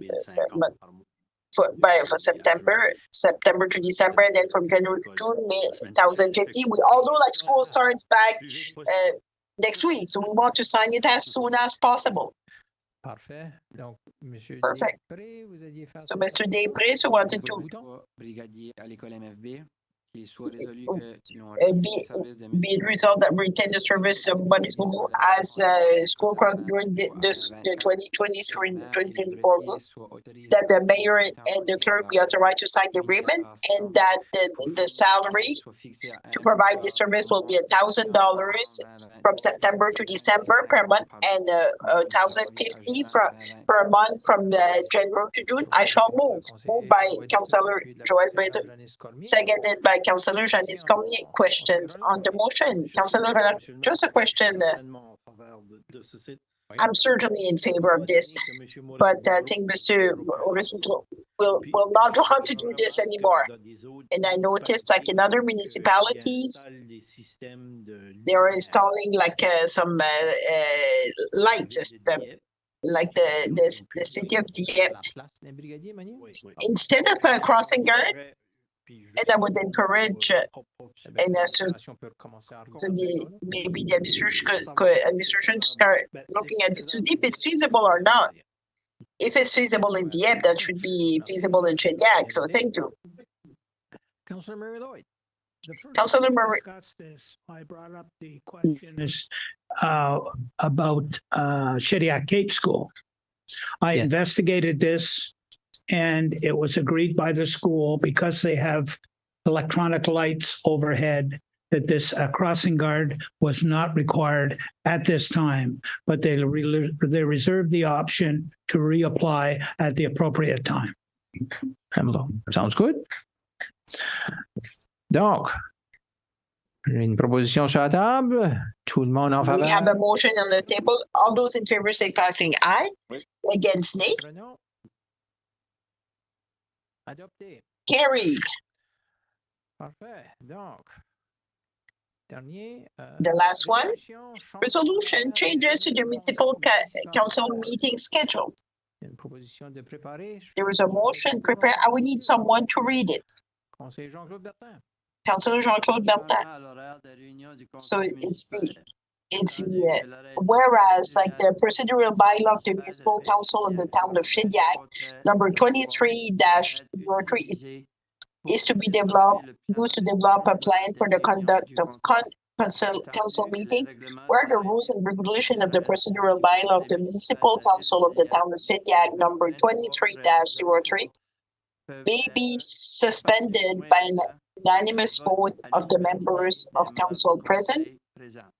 Therefore, be it resolved that the plenary meetings of September 5th, October 2nd, November 6th, and December 4th, 2022 be cancelled. Therefore be resolved that the regular meeting scheduled the amended virtual meetings on September 5th, September 18, October 2nd, October 16, November 6th, November 20th, December 4th, and December 18, 2023. These meetings will start at 6 o'clock instead of 7 o'clock. I shall move. Moved by Councillor Jean-Claude Bertin, seconded by Councillor Paul Boudreau. Questions on the motion? If not, all in favor signify by saying aye. Against, nay. Carried. Carried unanimously. So there is no appointments to committees. This is so 17th adjournment. Councillor Germaine Gala is moving the adjournment. Thank you very much.